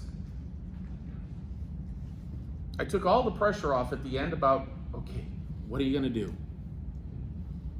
I said, is this all this work for you? They can say yes or they can say no. That's it. That's what we're going to get done today. And then I'll go through the same things that I just taught you about how we do all this and we do the educate. We're educating now. We're not selling, we're educating. There's a difference, right? So everything that I just did for you, I obviously would not go into that kind of detail. Everything that I just did is designed to get you to yes. And the truth is, I got different options, so I don't care which of the yeses. Like, I actually had somebody in Fort Lauderdale about 2 years ago call me up and she goes, Bob, this whole thing just ain't working, dog. I was really, well, tell me about it. She goes, well, I went on 3 listing appointments, and not one of them did it this way. I said, well, great, what script did you use to get in? She goes, oh, the physical script that you gave me. Oh, okay, so you got in the door, and did you get the listing? She goes, oh, yeah. I said, did you get 6%? She goes, oh, yeah. I said, okay, so let me just make sure I'm hearing this right, because I'm a little confused. You used the scripting to get in the door, you got the 3 listings at 6%, and somehow you're pissed off. And she goes, well, when you say it that way, it doesn't sound the same. It's like, well, I'm just telling you what I heard. Does it matter? So now I'm just curious. If we were doing this on a webinar, like to say on a 1 to 10, if we were doing this live, we had other people, from 1 to 10, what do you guys think of this? What would this do for you? Well, cool. Because then I told you we were going to talk about how we could work together, right? If you think this would be a great addition to your business, well, let's talk about it. So I got a quick question for you. It's a tough decision. Would you rather be the real estate agent only getting paid when you close a transaction, or would you rather be the broker who gets paid every time one of their agents closes a transaction? Which one would you want to be? Well, what if you could be both right now, today? That's a pretty good question, isn't it? Might want to use that one. You don't have to just use it here. Let me show you how to use this in a real conversation. Hey, Brian, I got a quick real estate question for you, brother. Would you rather be the real estate agent, you only get paid when you close a transaction? Or would you rather be the broker who gets paid every time one of their agents closes a transaction? You'd rather be both? Sweet. You got about 5 minutes, I'll show you how we can do it.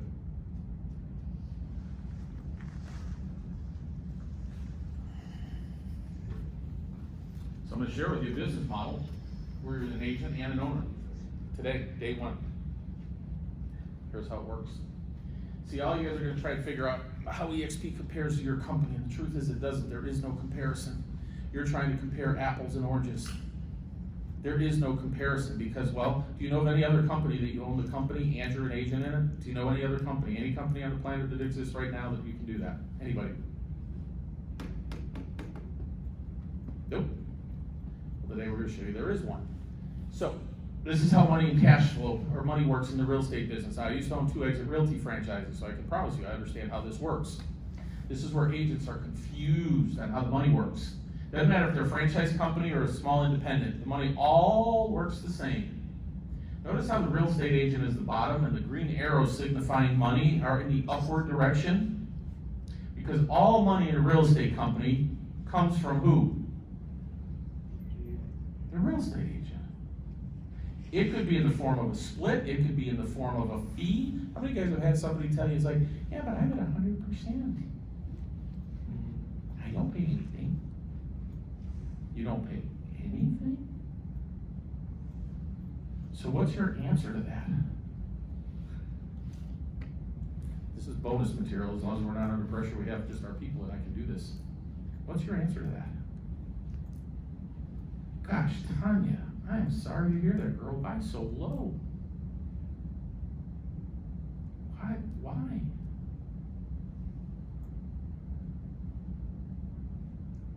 What would they do? They would be as tongue-tied as Tanya is right now.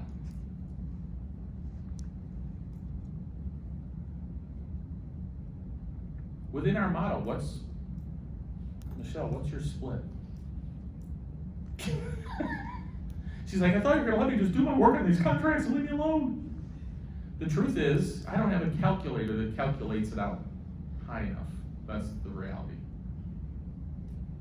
See, agents are asking the wrong questions. How much of my money are you willing to let me keep? Some will let you keep more, some will let you keep less. Why would you ever go to a company where they say, here's what I'm willing to let you keep? How about if we could actually have a company where they said, how much can we pay you for hanging your license here? Ralph, in my opinion, that's the question you should be asking. You decide, but that would be my opinion. See, because all money emanates from the real estate agents, and when they go, oh, but we got a really, really beautiful office, and my people love coming in there. How many people go into an office anymore? Well, great, Tanya. That's awesome, you have a beautiful office. How much of that are you paying for? 0 now. So, but that's, well, no, they'll still say 0. I don't pay anything for that. It's like, when the money comes in, it's going up. What are they using it for? Did they ask you? Like, Tanya, if they would have come to you and said, you know, girl, I know you're on a 70-30 split. How about if we move you to 80-20, we just won't remodel this office? Did they come to you and ask you that? It's your money. Why the hell didn't you get a vote? Why wouldn't they do that for you? Like, what's wrong with people who wouldn't even think of doing that? They take your money and they spend it, and they don't even ask you how much, and if they could actually give you more, they don't ask you that? Like, and you're okay with that?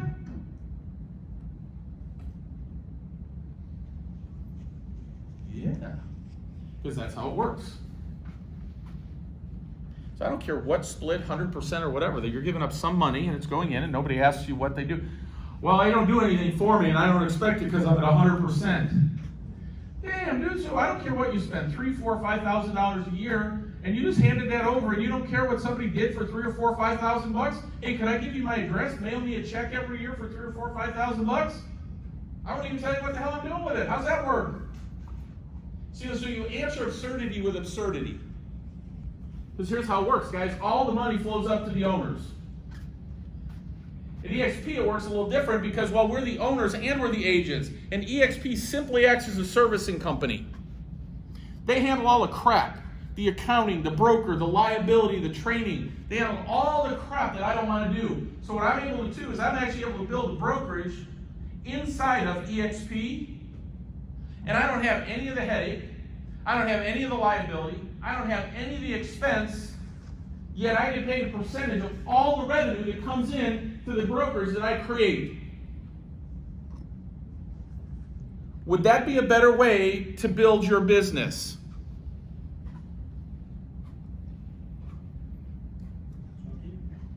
I know that, but the reason I'm giving you this stuff, because guys, these are conversations you should have with agents, and you should say it with the same amount of confidence, because it's absurd to think about it. When I point it out this way, it's absurd for you to think about it any other way, isn't it?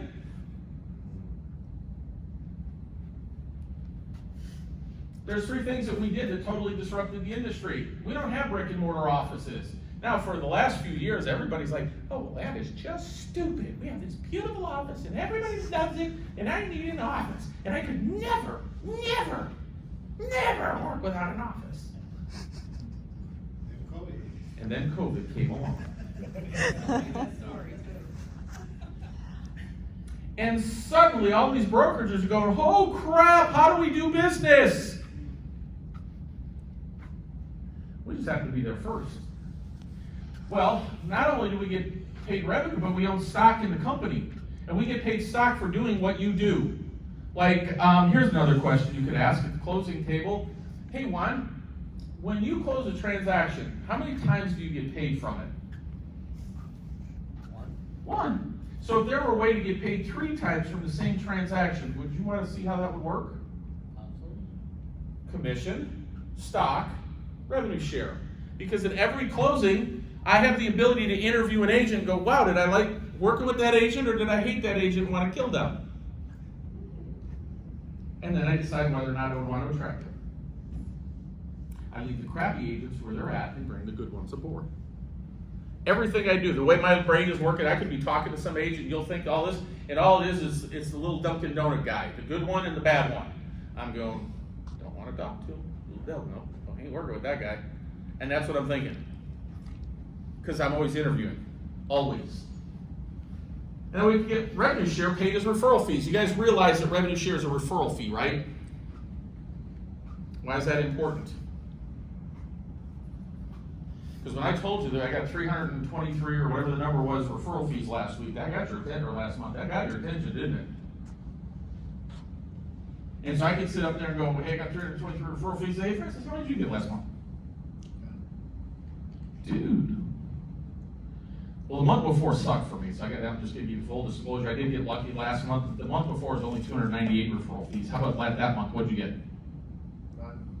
Would you like to see how you can start getting referral fees like that? See, they make great questions, so this is one you're gonna wanna write down, I promise you, it's my best stuff. Your income is directly proportioned to the power of your questions. The better questions you ask, the more money you will make. So how does that money work? See, with our expansion group, production's our main focus.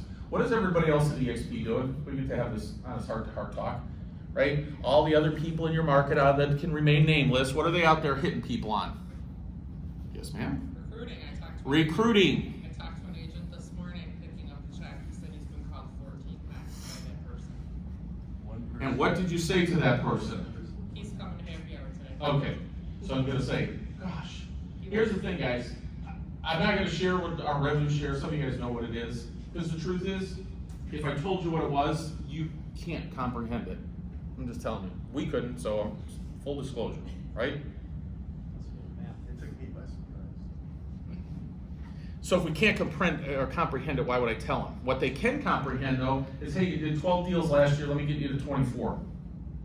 That they can comprehend. So production's our main focus, right? So cash flow starts with listings, right? So I'll go through this, you guys have been through this, right? We have our own lead generation agency. Do you guys know that? I mean, you pay for it, but instead of going and buying all these leads and doing all this crap, we got Josh Shanley, smartest lead gen guy in real estate on the planet. Not because he's one of my agents, I've known Josh for like 10 or 12 years. We've worked together on all kinds of stuff. The guy's smart as all get out. He runs that for us. Oh, you need leads? I got somebody. New agent, first got licensed, he went to the company in Big Red. He was there for 3 months, he generated 0 leads or business. In 3 weeks on our team, he's generated 45 plus leads at no cost. He actually closed both of those now, so I need to update it. Michelle's his mentor. He's like, oh my God, 3 months is like I did nothing. Because we have a marketing agency that'll handle it for him. He's got to pay for it. Well, the truth is what he did, he took all the free stuff that Josh taught, and like Josh did a class yesterday, and hopefully it was good, I wasn't there, but right, we were flying. Who does that? Who at EXP does that, guys? It was good, Bob. Was it? Okay, good. Well, with Josh and James, I know it is going to be good. That's the cool part. It's not about Bob. It's bigger than this, right? Who does that at EXP? So you guys, oh, I know this guy in here, this guy on here, and here, this. So the hell what? Because we have that. We have classes like that. Guys, you need to be inviting people in for that, into those Tuesday classes. You need to get them into EXPCon next week. Let them see what it looks like to do it. We have coaches. We have over 17 different coaches. I guess I flipped through that one too quick. In all phases of real estate that are available to you. Now, 4 of them are Tom Ferry. One of them's a Michael Hellickson Club Mastermind coach. You pay $2,000 a month to them, or they're in the office for 2 hours a week. Free. How many of you guys have gone in there and talked to any of those coaches? Boo on you. It's there. It's available. Who does that? Who does that outside of EXP? Name a brokerage that does that. Name one.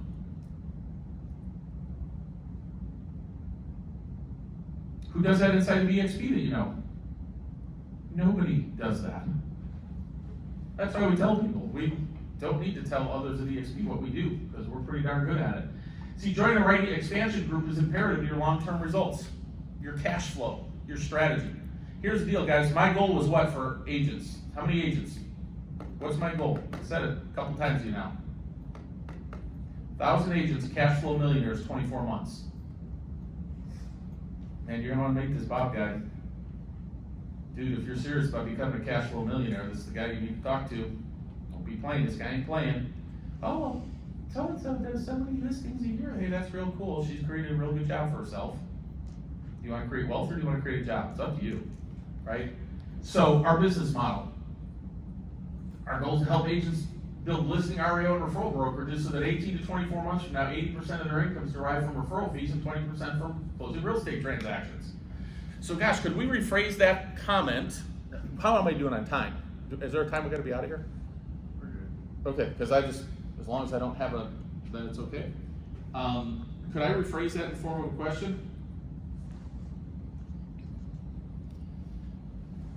Hey Mike, 18 to 24 months from now, 80% of your income was coming from referral fees and 20% was coming from closing transactions. What kind of life would you and your wife have now that y'all moved from California to North Carolina and you don't have to pay away half your damn income? Like, what would that do for you? Good 3/4. We did great. I know you guys think we're kidding, we're not. Right? Another different way of asking the question. So let's ask that question, right? So all I'm going to ask somebody to do decide today, guys, I'm going to walk you through the platform. I don't care what you decide to do. Here's what I'm going to tell you, though. You're going to have to make a decision. You want a real estate job or do you want a real estate business? See, this is what, did it flip? That's what a real estate job looks like. You just keep moving from transaction to transaction. You're on the hamster wheel. Nothing ever changes for you. You're as good as your last deal. You close a couple deals, you think you're cash flow rich, you go out and you buy a couple of things and you go, oh crap, I don't have another month coming up, how am I paying the mortgage? Is that not the life of the average real estate agent? Does that suck or what? It's how it works. Well, this is how business income works. That is me. Actually, 2 years ago. It is now 2 years ago. I would have gotten out of the hospital, I think about 2 years ago today. I decided it was a good idea to go up on my roof in a rainstorm. So anytime you think, hey, Bob guy's really smart, yeah, no, it's not that. I just never made it. I made it to the top. I just never actually got both feet on the roof at the same time. And I broke everything on the left-hand side of my body. I was basically a 62-year-old paperweight for a couple months. The good news is this is where I came up with the whole online offers platform, how we use it to recruit, because I had 24 hours a day, I had two things to do. I could either focus on the pain that I was in or figure out something to do with my brain. That's where all this literally came to me there. But at the end of the day, the first month that happened, so I was in a trauma unit, and the first month that it happened, our income went up 71%. So the month I'm in the hospital, I was never sitting there going, holy crap, how are we paying the bills? How's any of this happening? What am I going to do? None of it.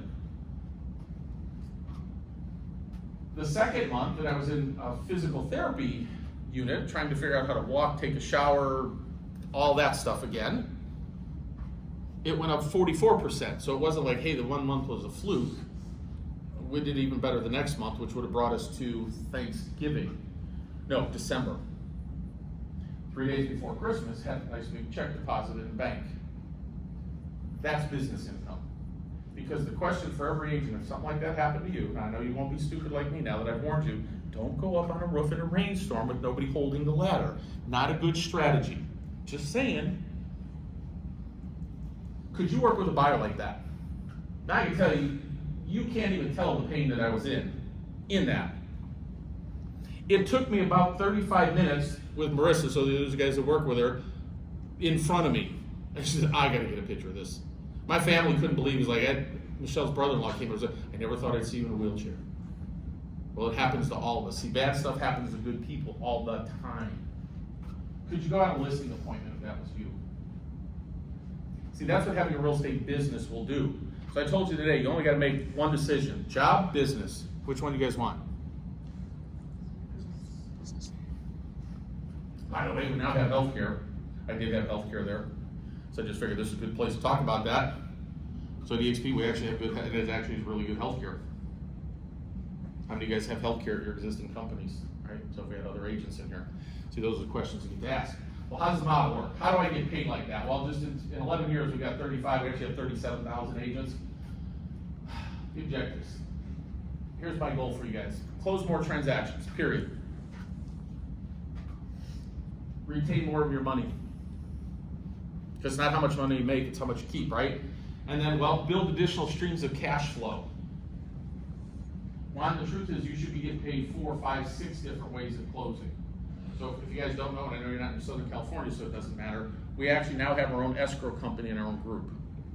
Yeah, we own our own escrow company. Guess who owns that escrow company?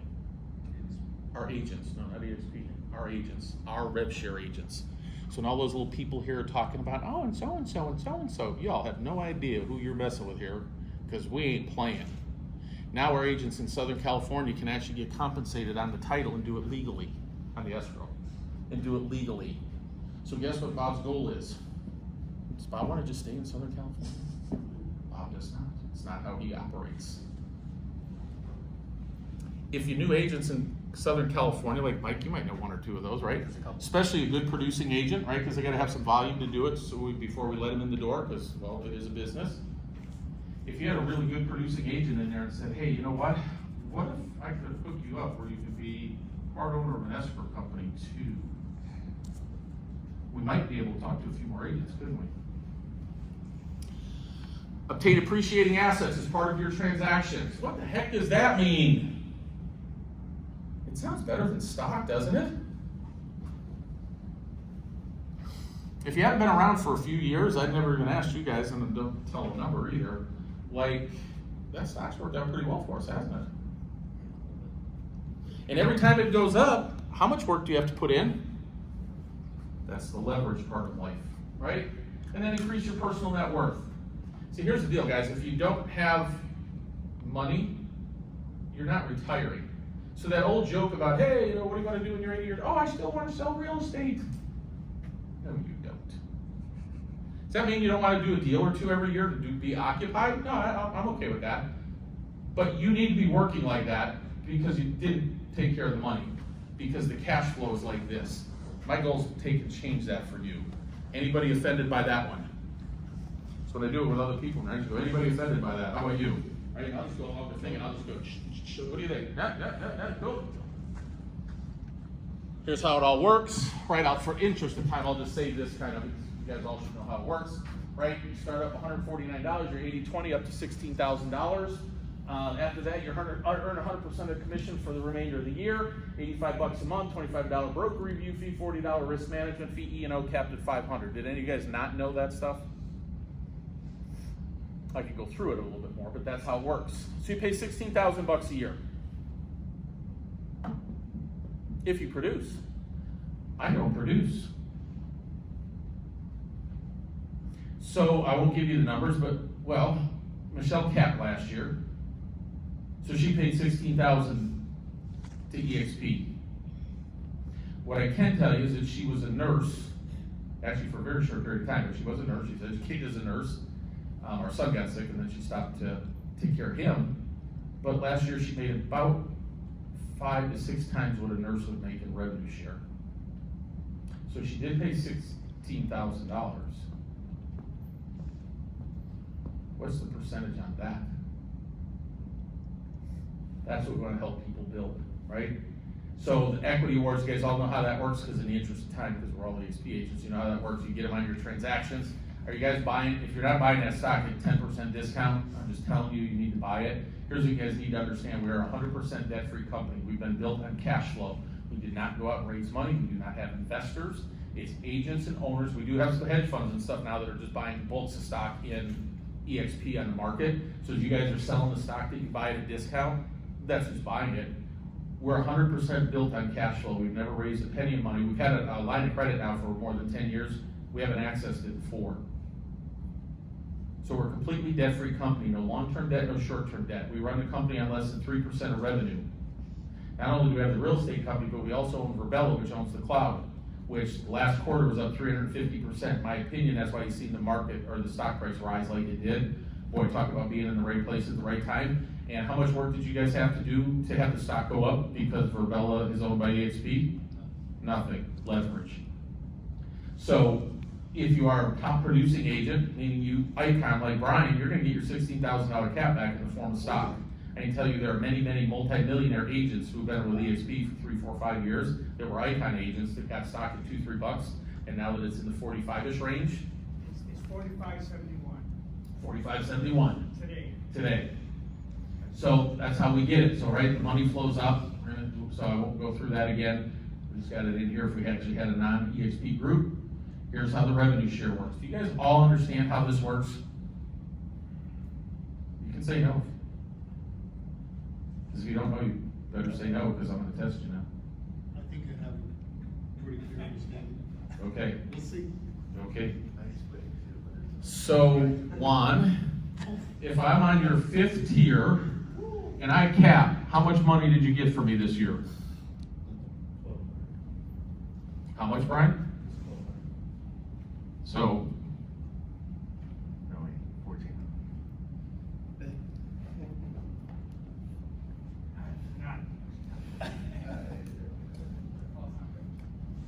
$800.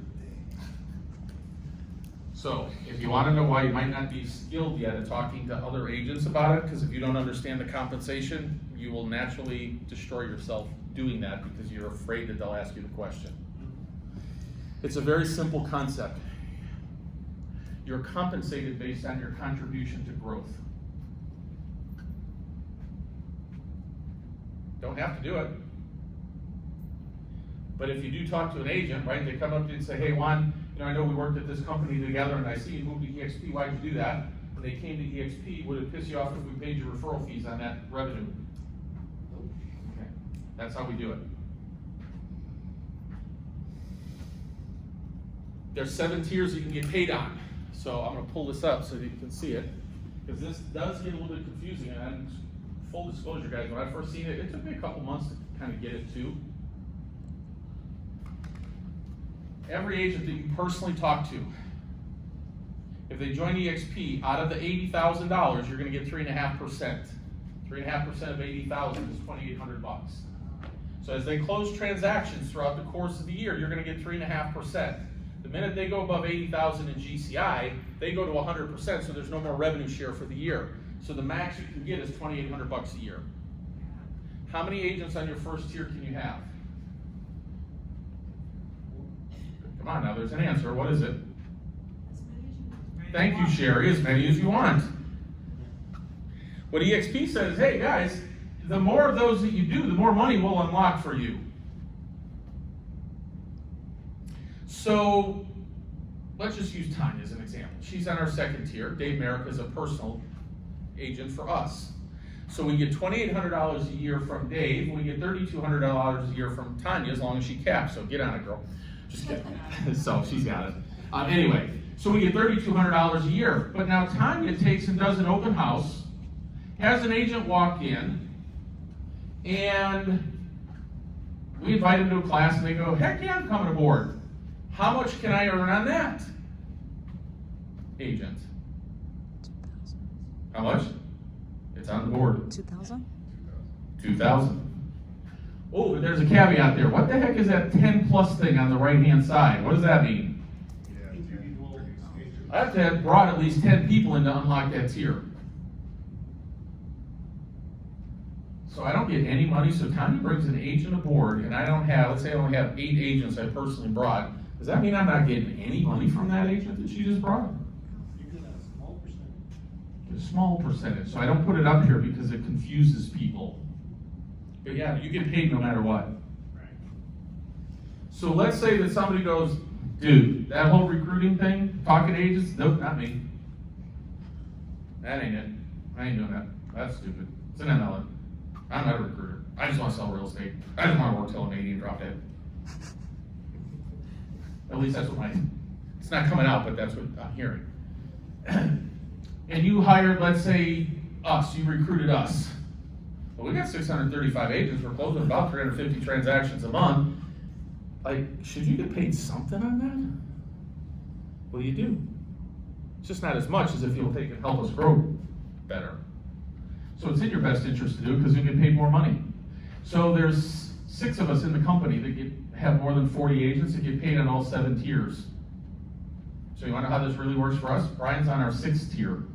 Everybody that he brings to EXP is on our 7th. So we would make how much per year? So dog, get on it.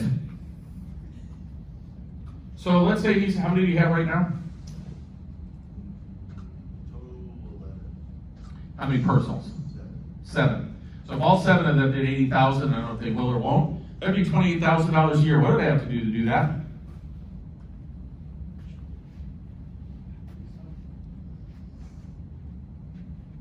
I didn't have to do anything, did I?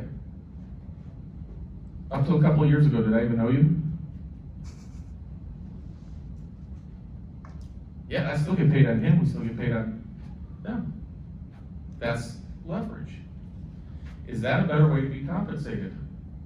And even if all you did was you had one person come and go, hey Ralph, you know what? I seen you move to EXP, I've heard a lot about that, I come, and then they blow it up and you didn't do anything else, and you still got small monies on it. And there are people making $4,000, $5,000, $6,000, $7,000 a month like that. Because people underneath them blew it up. You just need to know that. Got the dirty little secret? It only takes a handful of people to do it. So for us, James Cottrell came to one of my Facebook training things, a 3-day event that I did in Phoenix. James brought Joseph, who brought Jerry, who brought Larry, who brought Ron and Sherry, and Larry's got like 40-some people. James is responsible for 55% of the 634 agents that we have. One guy. That's how it works for everybody, by the way. Here's the thing, you just don't know which one it's going to be. Now, if they're nasty and obnoxious, we know it won't be them. But that's how it works. Gosh, what if it took 5 years to take and have 80% of your income coming in from revenue share? Take whatever you need to take and live, pay bills, have a good life, whatever that number is for you. What if it took you 5 years to do it? Would that be okay? Because how long will it take the average real estate agent at any other company? Forever, and they still won't have it.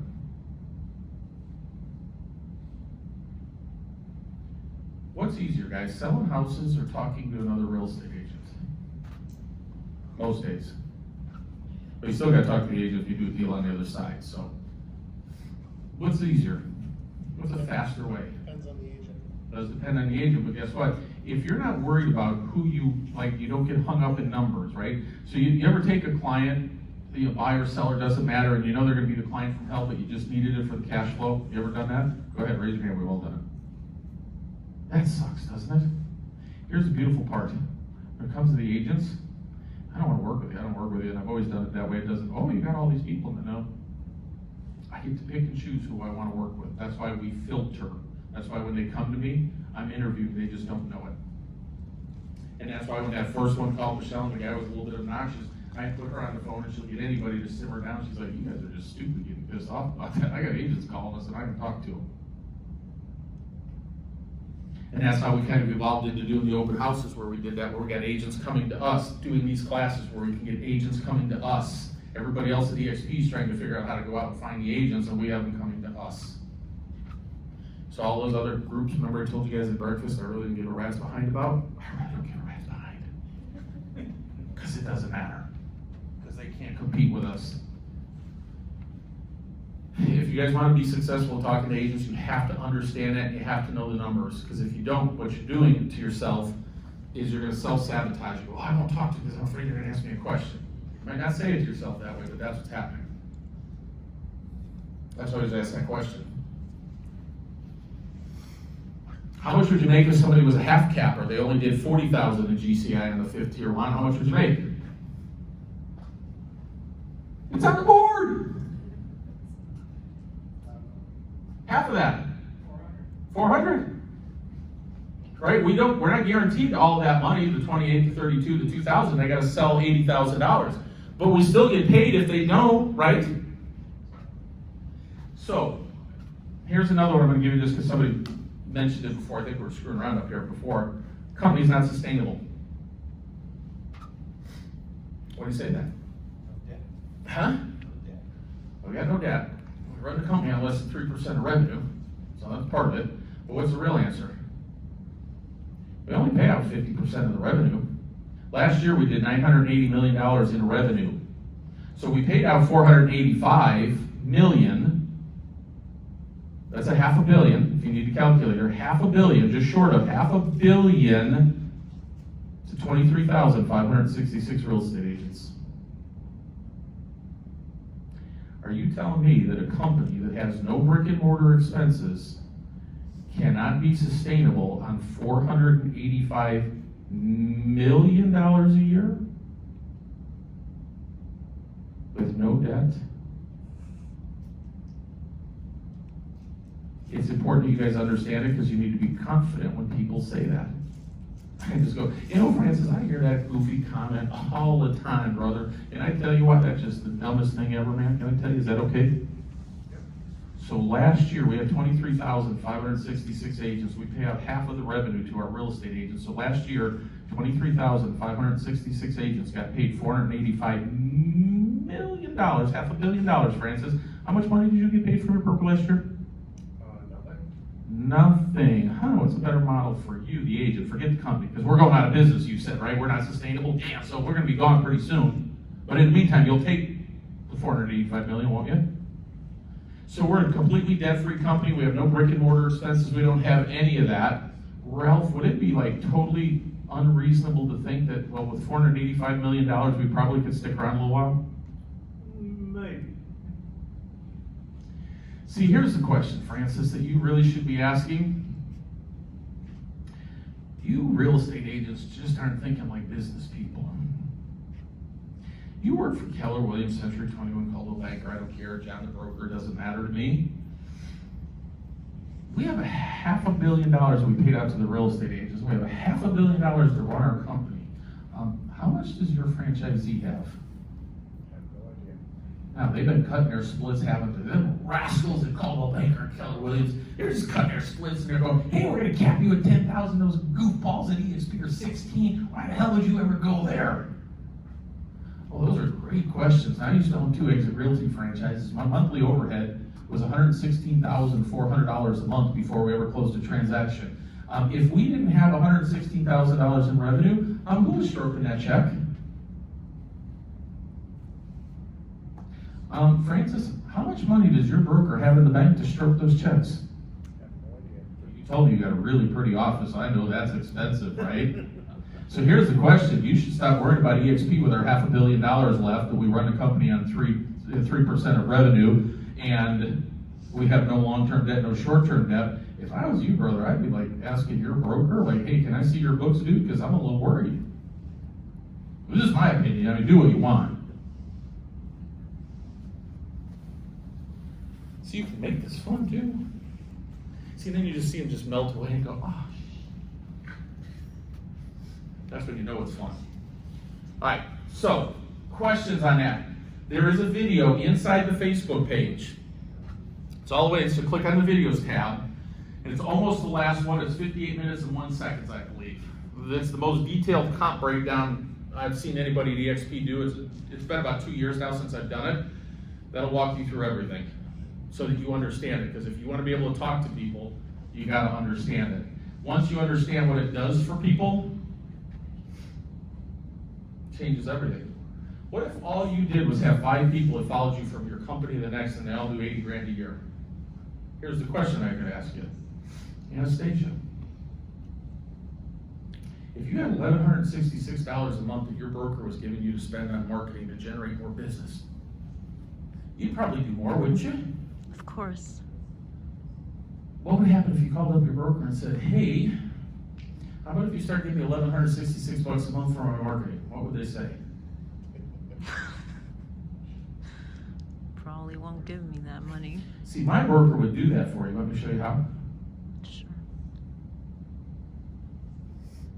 That's it.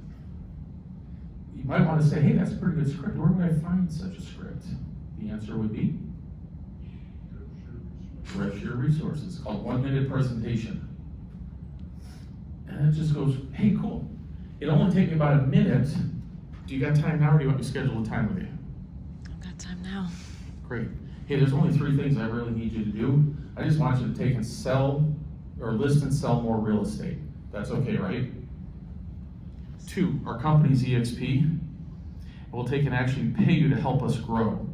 All you have to do is take out your cell phone, go on your social media, send out a thing and just let everybody know that, hey, I joined EXP. And I would love to talk to you and show you why I made that decision.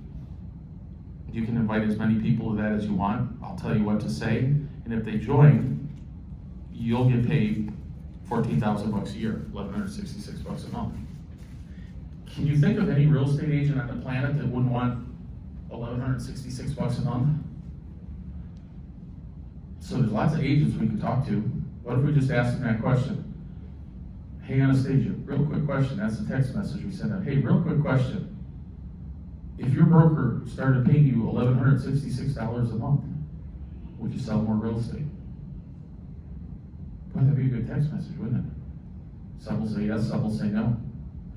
But then we do that, and you're got your $14,000 a year, $1,166 a month. What if you wanted to use that to like pay your mortgage? Could you do that? Pay your cars? Could you do that instead? Gosh, try asking your broker this question. Hey Francis, I was talking to this crazy guy, and he was telling me that I should come to you and ask you to start making my car payments every month. I got 3 of them at like $500 each. Can you like handle that? See, that's what they'll do. They'll laugh. Well, here's the problem, Francis. My broker won't laugh at you, brother. They'll do it for you. You gotta do something in exchange, but they'll do it for you. What would you be willing to do to get your car payments paid for you every month? You don't have to sell crack either. Where's the cash, Bob? Where's the catch? Glad you asked. Gotta come to training class, let me show you how to do it, right? So, what's important to understand, where does the revenue share come from? Commission. It comes from the $16,000 cap. It comes from the company dollars.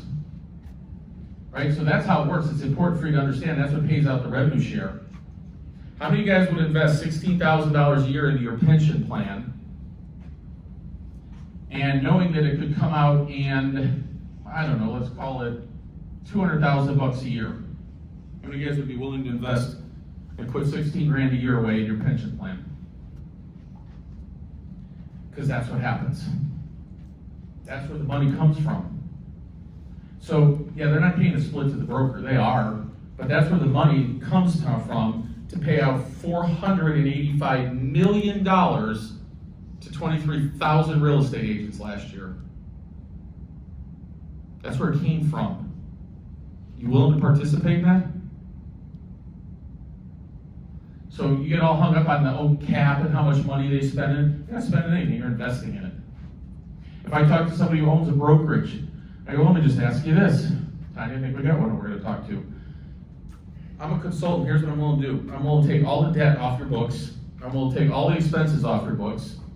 I'm willing to take and handle all the training. I'm willing to suck up all the liability. And I'll handle all the day-to-day operations, and I'll just pay you a percentage of the revenue every year. My fee is $16,000.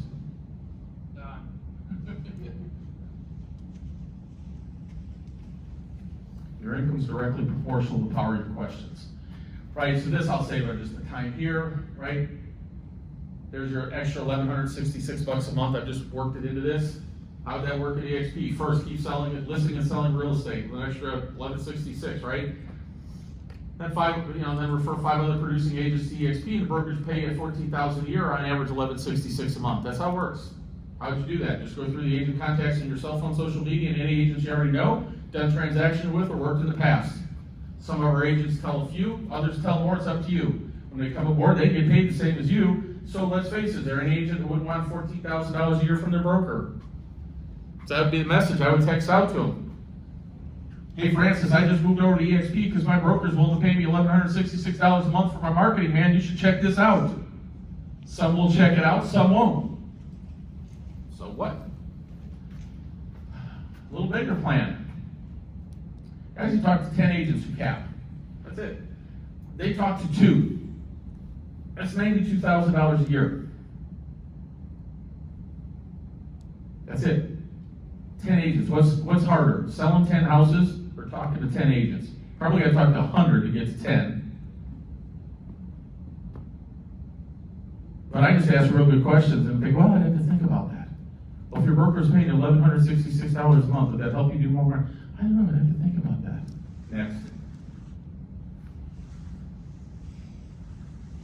Well, that'd be retirement there, wouldn't it? So then we just go through all our tools and systems. In time, I'll say that. KB Core is a pretty cool platform, ain't it? You can pay $1,500 set up and $585 a month or $85 a month. You decide. Sky Slope, so this stuff you guys know, the enterprise. What's the favorite thing in enterprise once you start having a little rev share group? What's the number one use of enterprise? The register desk. Check that rev share about 50 damn times a day. Right, Michelle? Oh, she's not in here.